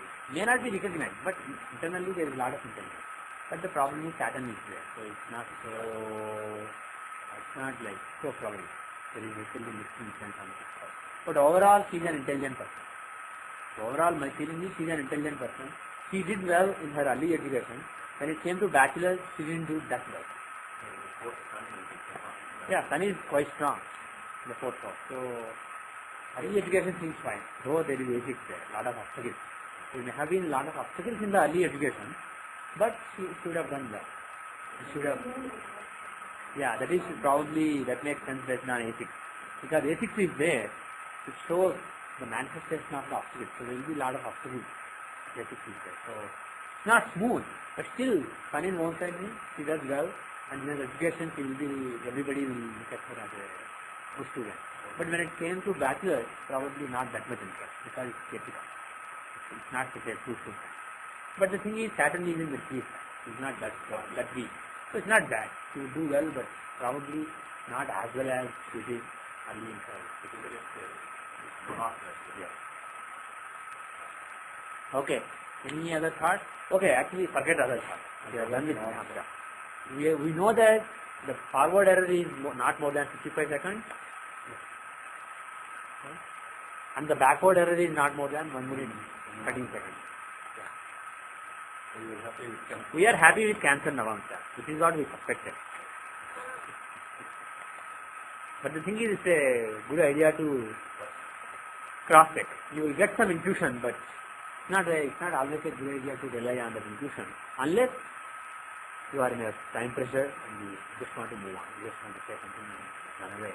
Only in those cases use your intuition. Otherwise, at least in the beginning, you must go through this exercise and be confident before you speak anything. There used to be astrologers in the past who would not say anything, just do things for 2 hours, and then only they would open their mouth. It should be like that. Instead of saying something in a haste, make sure that you are speaking true. Okay, now Navamsa. How are the prospects of marriage? Now, we have already discussed why there is disinterest in marriage. One is Shanichandra Yoga in Arudha Lagna. Second is Darapada in the 12th from Arudha Lagna. Third is 7th Lord and 5th Lord in Nanakargasthana. Are there any other factors we have seen? What is the strength of Venus? Venus is the Karaka for the project of marriage. Remember our analogy? Karaka is like project manager. So if you recognize a project called getting this person married, the project manager Venus, where is he? He's in the 8th house. He's the 6th Lord. Even though he's the project manager, in this particular chart, he is given the management of the group. The job of that group is to keep her a bachelor, so that she doesn't get married. So the project manager of marriage is basically 6th Lord. So that is a weakness. On top of it, he is in the 8th house. And on top of it, we have all these other weaknesses that we mentioned. And the 7th Lord of the Rashi chart next week, he is in the 8th house in this chart, in A6. The 7th Lord of Rashi chart is in A6 in the 8th house in Navamsa. And the 7th Lord is debilitated, Saturn, in Navamsa. And the 8th Lord of Navamsa chart, Rahu, is in the 7th house. So all these things together are actually stopping her from getting married. But recently she started. Venus is clear. Venus is a 1+1. Yes, that's a very good point. That's a very good point. Venus is very strong in Navamsa. Yes, Venus is very strong in Navamsa. So that's a saving grace. But the thing is, looking at all other factors we have noted in Rashi and Navamsa, that is not able to stay. Yes. And also the fact that Jupiter and Ketu are in Navamsa Lagna. Even though Jupiter is 6th Lord of bachelorhood, he is also the 9th Lord of Navamsa. And he and Ketu, they are giving a kind of Raj Yoga for basically continuing the lineage, etc. 9th Lord and 6th Lord together in Lagna. That's not a bad feature at all. Yes, that's not a bad feature at all. So there are some saving graces, but unfortunately, the negatives that we have outlined, they are basically dominating. And why is there a change of mind now?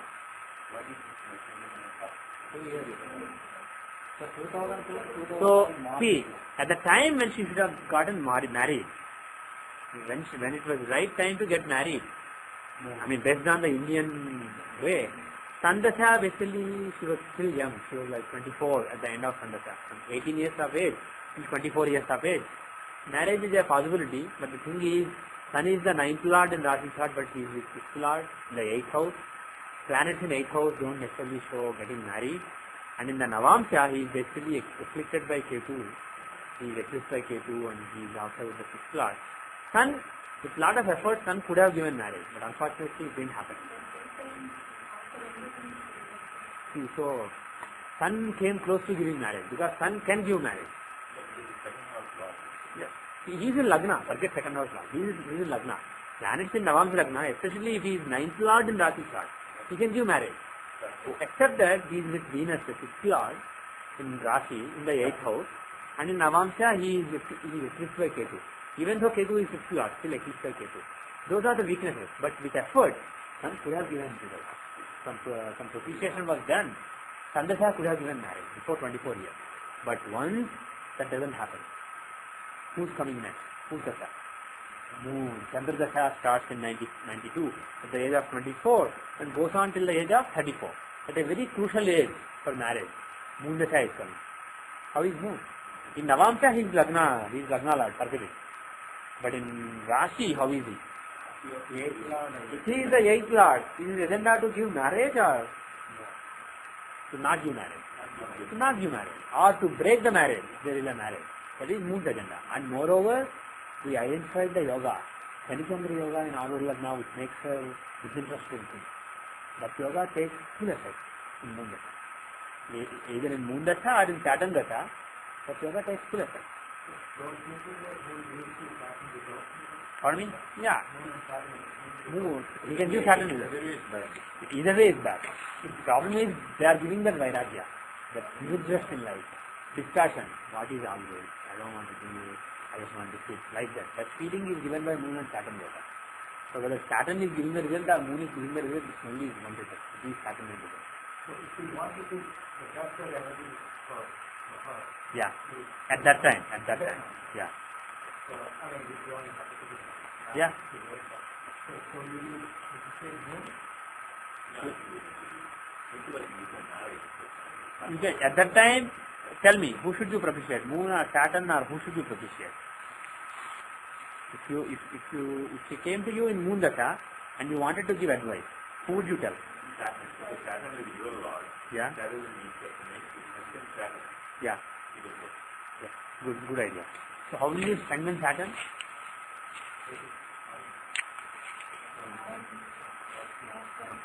Okay. Yeah. So if you want marriage, he is your Lord and the second Lord from you is also Saturn. So praying to, and also in Navamsha, he is the 7th Lord. As a matter of fact, Rahu is spoiling there. But Saturn is not that bad. He is only debilitated, but he is like Andra. He is the 7th Lord aspecting the 7th house. So while Rahu is spoiling the 7th house, Mitri is not so good, others are bad, Saturn is not that bad. So with effort, Saturn can. Yeah. And he is aspecting Yuval in Navamsha. In Rashi he owns and aspects Yuval. So praying to Saturn is a very good idea. And who? Who for Saturn? In general, if you are praying to the second Lord from Yuval, you pray to the male deity if you are a woman. If you are a man, pray to a male deity. So for Saturn it is Vishnu. The son of Vishnu. Venkateswara is a possibility and he is with moon. Saturn is with moon. So some lunar form of Vishnu. That will be perfect. Krishna. If you pray to Krishna, that will be very good. Also, if you pray to Krishna, Mercury will be taken care of. Apart from Saturn-Moon combination, yeah. Mercury is also, he likes Vishnu also. So Mercury, who is the 7th Lord in Rati chart in Mankarasthana and who is in the 8th house in Navamsha, he would have relented. So during that Dasha, if she was praying to Krishna, then even now actually Krishna is not bad. Always Krishna is good for her because Yuval is in Ketu. And Yuval, second Lord from Yuval is Saturn, he is with me. So always worshipping Krishna is good for her from the point of view of giving her marriage. But especially then it would have been very appropriate. Now, after 2002, the Mars Dasha has started. So for the last 4 years, or last 3.5 or 3.75 years, Mars Dasha has been done. Is there a chance that Mars would change the Vairagya that was there with me? Yeah. He is the Lord of his house, he is in the 7th house. Emotions, etc., love, attachment, emotional needs, that is 6th house. But Moon is in also 7th 12th house. house, right? Huh? But also 12th house. Also the 12th house. This is much stronger. Yeah. That is another good viewpoint. And he is with 7th lord. There is a Raj Yoga. Even though both are, basically the Raj Yoga between two dead people. But it's a Raj Yoga. So, the Raj Yoga between Mercury and Mars can be activated by the Mars Dasha. When the Mars Dasha comes, slowly as Mars gets control over her life, suddenly the emotional need for a partner and the need to get married may have become more apparent. And of course, Mars is Dhatukaraka. He is basically the significator for siblings. So that may be why, of course, if you see the Drakana, there may be more links. But just to make a small point here, if you see Mars or Jupiter influencing, it can be elder or younger sister.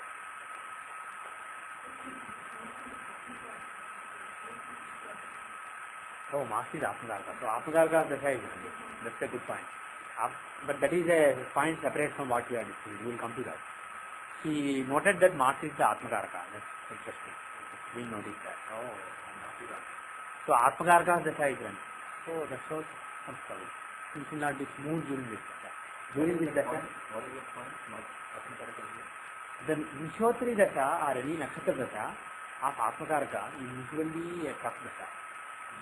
Your spiritual find is the greatest Dasha in your life. Your Atma shines. But if you are not that spiritual, your Atma wants to shine. And Atma can only shine by removing all the layers. It is actually a painful process materially. So if you are after material things, you will have so much disappointment, frustration, things won't work out. And then you realize, oh, all this is nonsense. It is Atma, that is real. So at the end, it is good. But during the realization stage, until you realize, you basically suffer like anything. So materially speaking, Atmakaraka Dasha is supposed to be a bad Dasha, unless Atmakaraka is involved in any yoga. Not really. Okay. Like Atmakaraka, Pitrakaraka are together, Atmakaraka, Pitrakaraka are together. If those Rajogas are there, then Atmakaraka Dasha can be good. Those Rajogas can succeed. Dhatukaraka. Okay. So during this Mars Dasha, the indications are several. During the Mars Dasha, she may become interested in marriage. And right now, Mitri Antar Dasha is running. From November to, last November to coming November. So this is a very favorable period because Mitri is the 7th lord. There is a Raj Yoga between Mars and Mitri. So during this time, the desire for marriage will be strong, very strong. So when got triggered in Mars is the Possible. What Saturn very well. Why Saturn? because Saturn is in the 5th house. Yeah. And he was imposed And Mars of course is the Yeah, but the same stupid Saturn is also with Moon. He is giving that Vairagya. Whereas if you look at Jupiter, he is in the 9th, he is the Lagna Lord. Overall well-being of the native, he is in the 9th house of Dharma. And he is in the Navamsha, he is in Lagna. He wants to get the Navamsha started. Sun and Ketu are fighting there. One headless idiot and then king, they are fighting. Headless idiot says, oh, this is of Maya, let's just walk away from there. He says, no, this is my kingdom, what walk away? Everything makes sense, this is all my kingdom, great kingdom, I am a great king. And the headless Ketu will say, what kingdom, what king, all this is not, let's just go away. So there is a big struggle going on between the king's son and the headless Ketu in the Lagna. And then Jupiter is the mediator, he comes. Even though he is also the 6th lord, he is Dharma lord. He comes and tells Ketu, what are you doing? You are the 6th lord. Son, what are you doing? Let's get this girl married. So basically, that way, I mean, I'm just exaggerating in my, when I'm speaking allegorically, but imagine planets to have personality. Imagine Sun, Ketu, Jupiter to have personality. Jupiter is the guy who understands both the aspects. Sun's aspects of material, dharma, all the dharma, getting things done, etc., the Agni, dharma, etc., and Ketu's desire for no desire, moksha. He understands both the worlds, karmic world and the spiritual world. So he is the one who can, when Sun and Ketu are fighting, Jupiter is the one who can come and mediate and make them happy. So Jupiter is the one who is giving a semblance of peace in that lagna. It is the speed for her marriage. So probably Jupiter Antardasha would have been a crucial Antardasha, more than Saturn. Jupiter Antardasha would have been a very important Antardasha from the point of view of her thoughts being figured inside, so that she wants to get married. And also Jupiter is the clerk of her Yellow. So probably she wanted to get married during Saturn Dasha. If she Saturn Antardasha, Saturn is the 7th lord in Navamsa. If she did some propitiation, probably marriage could have occurred. But unfortunately it didn't occur in Mars Saturn. Now the Antardasha that is running right now is Mercury. Is there a chance of marriage? Is there a chance of marriage in this current period? Till November 22. He is sitting in the 8th house. Not good for the 7th lord of natal Rashi. But for Mercury is it bad? 3rd and 12th lord, if you look at Navamsa in isolation, basically he is the 3rd and 12th lord sitting in the 8th house. Not that bad. This is with Rajyoga. It can give result at the end, suddenly, unexpectedly. And he has Argada on the 7th house. He is the Rashi 7th lord. In Navamsa he has Argada on the 7th. So there is some chance. And how is the Mars Mercury Bhoga? In Rashi it is in the 7th house itself. It is in the 2nd house from 7th. In Navamsa. Aquarius is the 2nd from Ketukan. So Aquarius has Argada on Ketukan. So planets in Aquarius have Argada on Ketukan. So Mercury has Argada on Ketukan. So where is the, from Mars, the Dasha Lord, the Antardasha Lord Mercury is in 10th house in Navamsa. If you count the 10th there from, you come to Scorpio. So Scorpio has the Bhoga. That's right. It is the 6th house of love, affection, etc. So from love, etc. you can get. And A9 is there. Manifestation of the Bhagya. This is Bhagyabhaya. So some fortunate event, tangible fortunate event may occur. So there is a decent chance. If Mercury fails, how is Ketu? In the Rashi he is 12th lord in the 10th house. In Navamsa he is 6th lord in Lagna. Yeah. There is some chance, but not very positive. Even Venus, next two Antardashas, Ketu and Venus are so Antardasha. Till this November is the best possible period. Mars Mercury is the best possible period. Now, is there a, how is Narayan Dasha? Let us quickly check.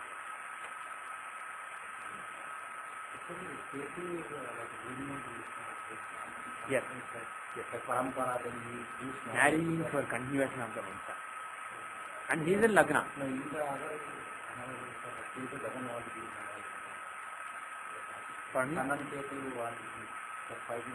Yeah, right.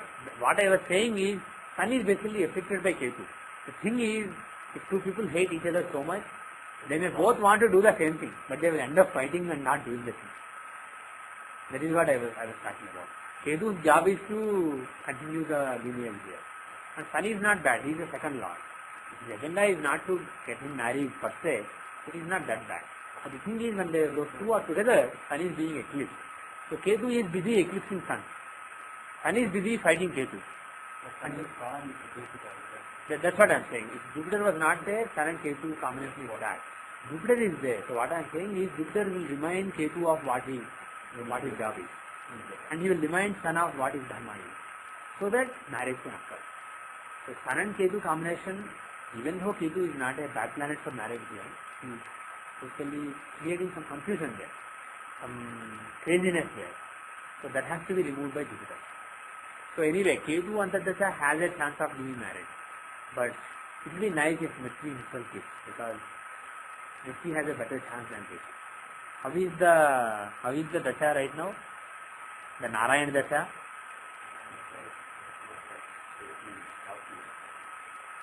See, from 2007 July, Sagittarius Dasha is going to come. Is Sagittarius capable of giving marriage? Unfortunately, not really. It's the 6th house. So we don't really expect this house to give marriage. Scorpio, how is Scorpio? Is that capable of giving marriage? Yeah. Yeah. We are in the last one third of Scorpio. Scorpio is Vishwadaya, so it gave its results in the first one third. Where is the Lord? Who is the Lord? Ketu. Yeah. Who is the stronger Lord? Ketu. Don't feel so much. I'll be concerned then. In this chart, when I say who's the Lord of Scorpio, if you say Ketu, it's rational stuff. Because Ketu is with two planets. Mati Dalo. So, Ketu is in Krishnavaya or Krishnavaya? Krishnavaya Rasi. So, Ketu's results will be given in the last one third. You understand? So, Ketu's results are being given now. So, the fifth lord being in Lagna, Ketu, his result is being given within Scorpio Dasha, the fifth house Dasha, which are the 9. So, there is a decent chance, based on the Navamsha Narayan Dasha also, there is a decent chance that the person will get married. Okay? 2007 beginning last 2006? in the last, Yeah. 2007, 2006, December, he started.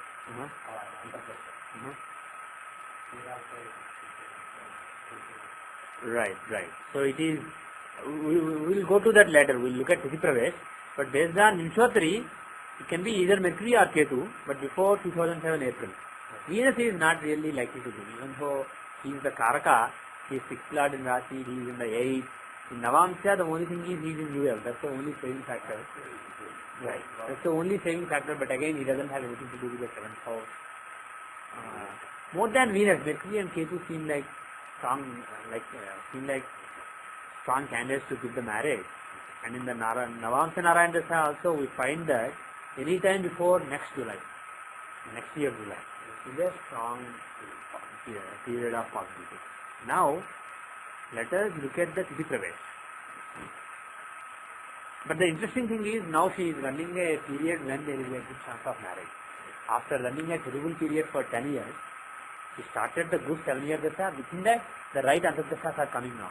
These are the 3 Antardashas when marriage is a strong likelihood. So that is an encouraging thing. Now let us look at the period that she is running right now. Or do you want to bother or just directly go to next year chart? Okay, we'll see 2005. Any chance of marriage in 2005 chart? Quick.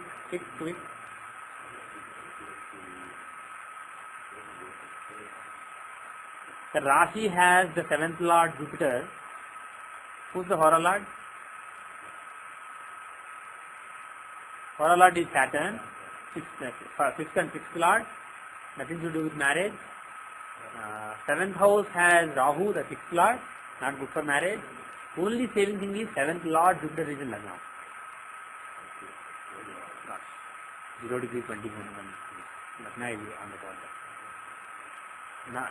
In Navamsha, Ketu is in the 7th house, he is the 11th Lord. There is a Parivartana between 7th and 11th Lord. So, okay, Rahu is in Lagna.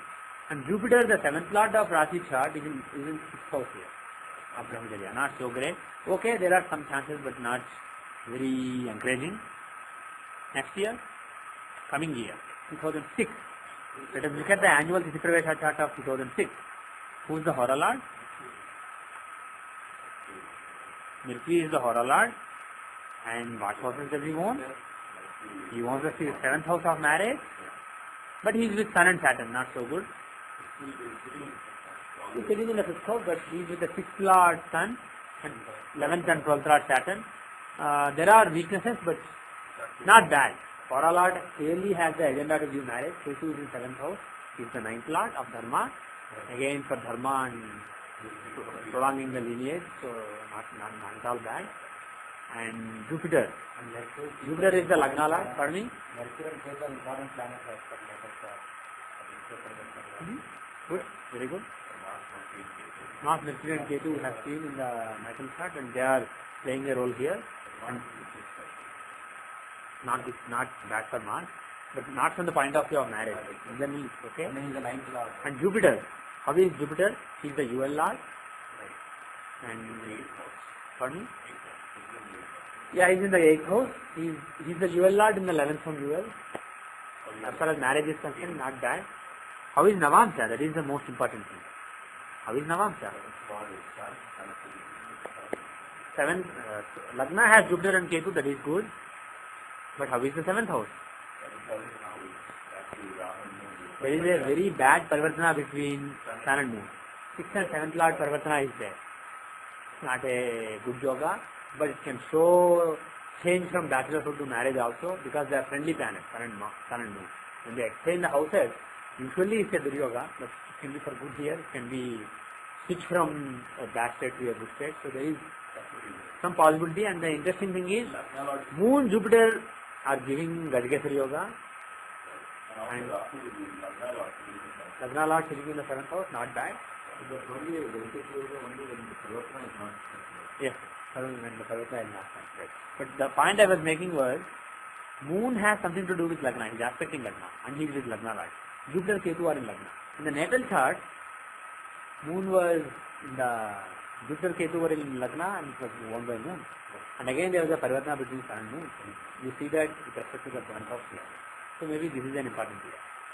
Let us look at we have seen 2005-6, let us look at 2007. Even though actually the period we identified is over by then. Yeah, it didn't make sense.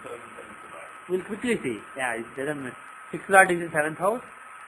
Saturn is in Lagna, Virgo is in Mankaraka. In the Rashi chart, 7th Lord is in Lagna, but 8th Lord is in 7th house. 7th Lord Mars is in Lagna, but the 8th Lord Jupiter is in Lagna. And in Navamsha, 6th Lord is in 7th. Not that great for getting married. Go back to 2006, that's the year. If she gets married, this is the year. And unfortunately, we see some negatives also. It's not like, yes, marriage is here, that kind of thing. But there are enough positives. So with some remedies, there is a strong chance that she will get married this year. Now, who is the Hora Lord? He said Mercury. Yes, what is your question, Sriram?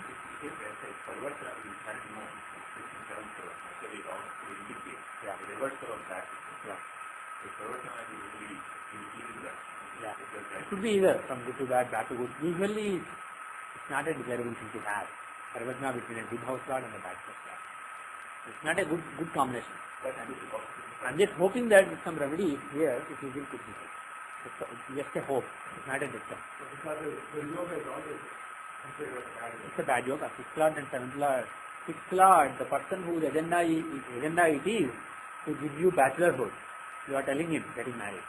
And the person whose agenda it is to get you married, you are putting him in the house of bachelorhood and saying, next year is a bachelor. So you are basically switching the role. And the thing is, if the 6th Lord was in 6th and the 7th Lord was in 7th, then that would have been good. They would do their job without interfering with the other job. But here there is an understanding between Sun and Moon. They are friends. They are very good friends of each other. So if you place each other in other's house, and if you tell, yeah, they can give results as though they have same houses. And 6th Lord can give the result of 6th house, and 7th Lord can give the result of 7th house. Then what will happen is they will be married, and still there will be some bachelorhood that is kept out. 6th house is not just bachelorhood. 6th house is the house of overcoming Allah. So relating to married life, there can be a lot of problems. If the person will overcome with a lot of results. So that work will be there, and this work will be there. There will not be mixed up. So the key is Sun and Moon have to exchange their results. That is the key. If that happens, things are fine. Yes, Rahu is affecting Moon, or even if you place Sun there, it's an affliction. But the thing is, Lagna Lord. Lagna Lord in the 7th. So his agenda is to get them married. So the thing is, you have to make Rahu forget that he is Rahu, and make him remember that he is Lagna Lord. That is one thing. Because the thing with Rahu and Ketu is, they can tend to forget their whole agenda. Suddenly their Karakatva will take effect. Doing bad, taking the person to moksha, making the person crazy, they can become everything for Rahu and Ketu sometimes. They forget their ownership and everything. That can happen. Especially when they are with Sun and Sun or Moon. Yeah, because their very existence has two different beings came because of Sun and Moon. So they have so much anger to Sun and Moon. Yeah, so vindictive they are that they forget everything there sometimes. So you have to pray. Please, please, please. If you keep praying, they will suddenly remember. So, okay, let's do that. So that is why it is good to do remedy. Now, what remedy should we do? Go back to the natal chart. I mean, like Mars pressure is possible to Actually, let me write down one thing. Is the person, where is the person living now? Hyderabad, okay. July 18, can you write it down? Actually, it is night. So, July 19 morning. July 19 morning.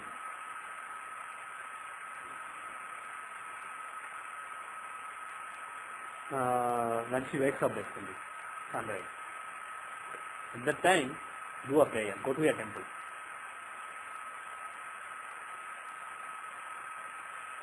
Go to a Mercury, Victor Ketu, some Vishnu temple. Are these people spiritual? If I tell them to go to a temple, can they do that? Okay. Then force them to do it. On the day, on July 17, 18, go to Tirupati. Before, a couple of days before, go to Tirupati. Yeah, Rahu.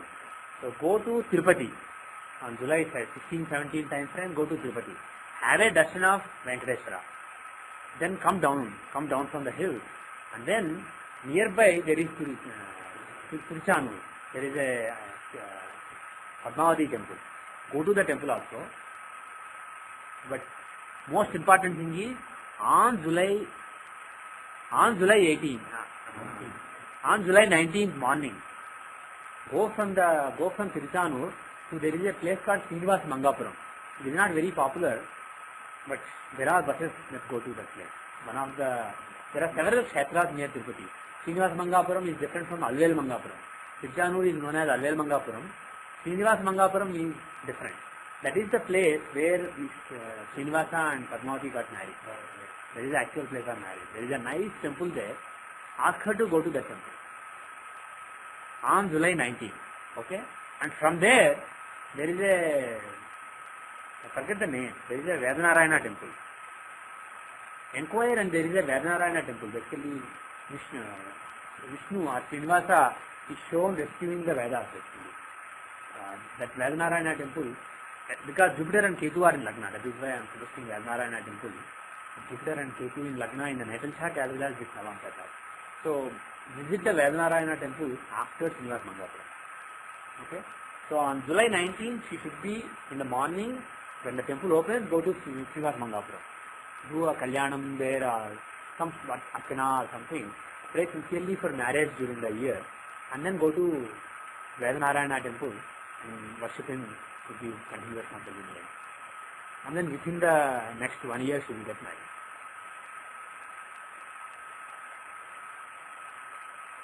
What Dasha is, so this is one thing. This is one thing she should do. What else should she do? This is based on the Singh Pravesh. Okay? When the new year is starting, you want it to start on a good note. So you want the year to be a very good year. So you are doing all this. In general, is there any fasting suggested for her? Yeah? Saturday fasting, you probably already told. Okay. Let her do it for 40 or 48 days. Week. Days means 48. So do that for, it will be almost a year. So before that she will get married probably. So let her do fasting on Saturday and then pray to Krishna. At the end of the fasting, pray to Krishna, offer some small naivedya and then eat it.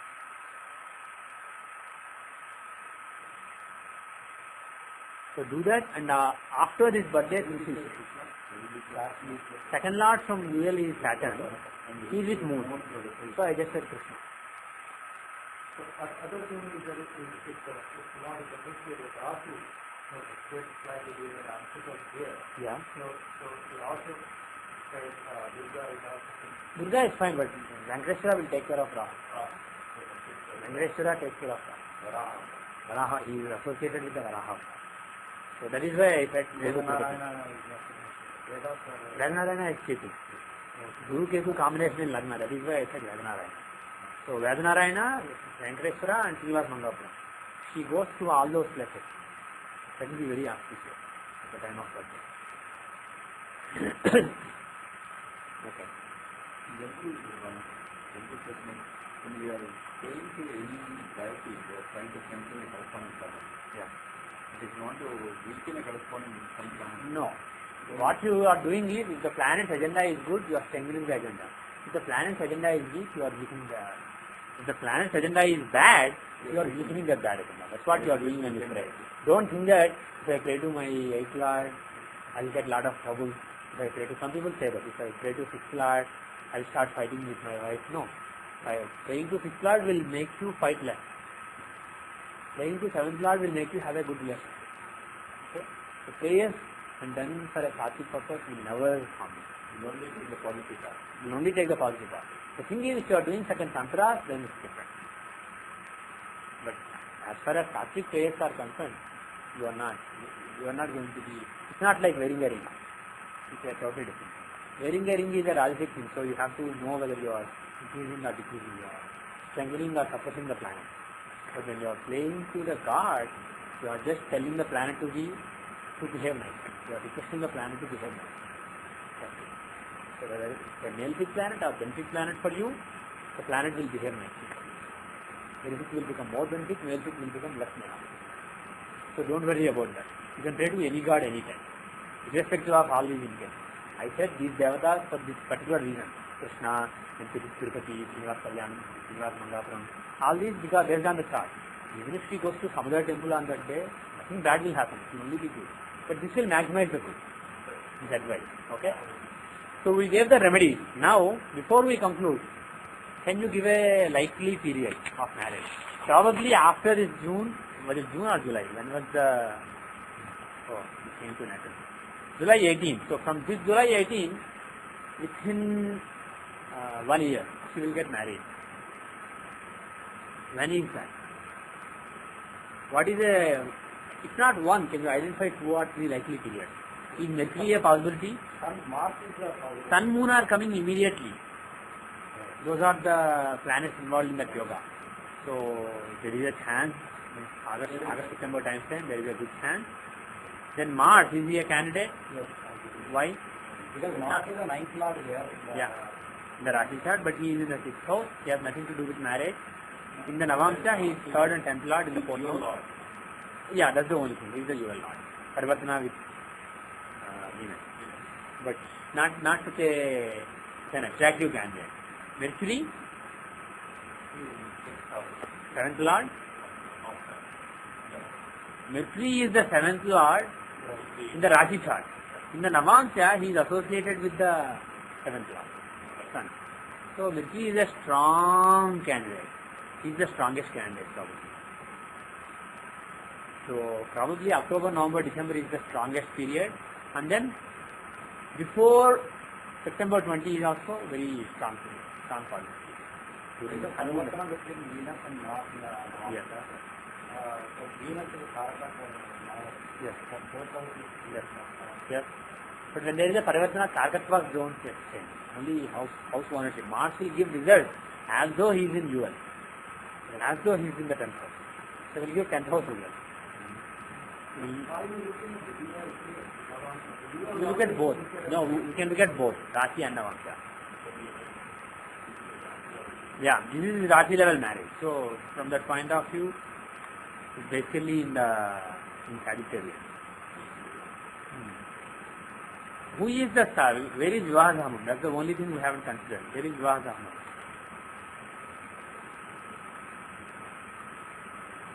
Actually, can somebody else see Vivahadhamam? Where is it? Somebody has the chart. I changed something. I don't know if I changed that. I have to look at the source code. Hamas may not be accurate. Where is it? The Tithi Pravesh, the coming Tithi Pravesh, Vivahadhamam? Gemini when? Where in Gemini? Okay. So yeah, my suspicion was right. I'm glad I didn't look. 7 degrees Gemini. That is where Vivahadhamam is. You see something else on my chart, my computer, because I was playing with something. I did not undo my thing. Last thing I remembered when I played with it a few weeks back, I forgot to change it back. I made a mental note at that time. Don't do Brahmas until you change it. I forgot to change it. Okay. So Mithri is not only the 7th Lord, but Vivaha Lord. So probably it will be Mithri. Probably it will be between October 19 to December 19. But let us hope it is before September itself. Because this is a good month. Shravan Masa is a good month for marriages. So let us hope it happens then itself. And let her do all those prayers. Okay? And on that day, do that prayer. So I hope that you tell her in December that she got married. All the best. Convey the best wishes of Islam. Okay? With that, we will end for today.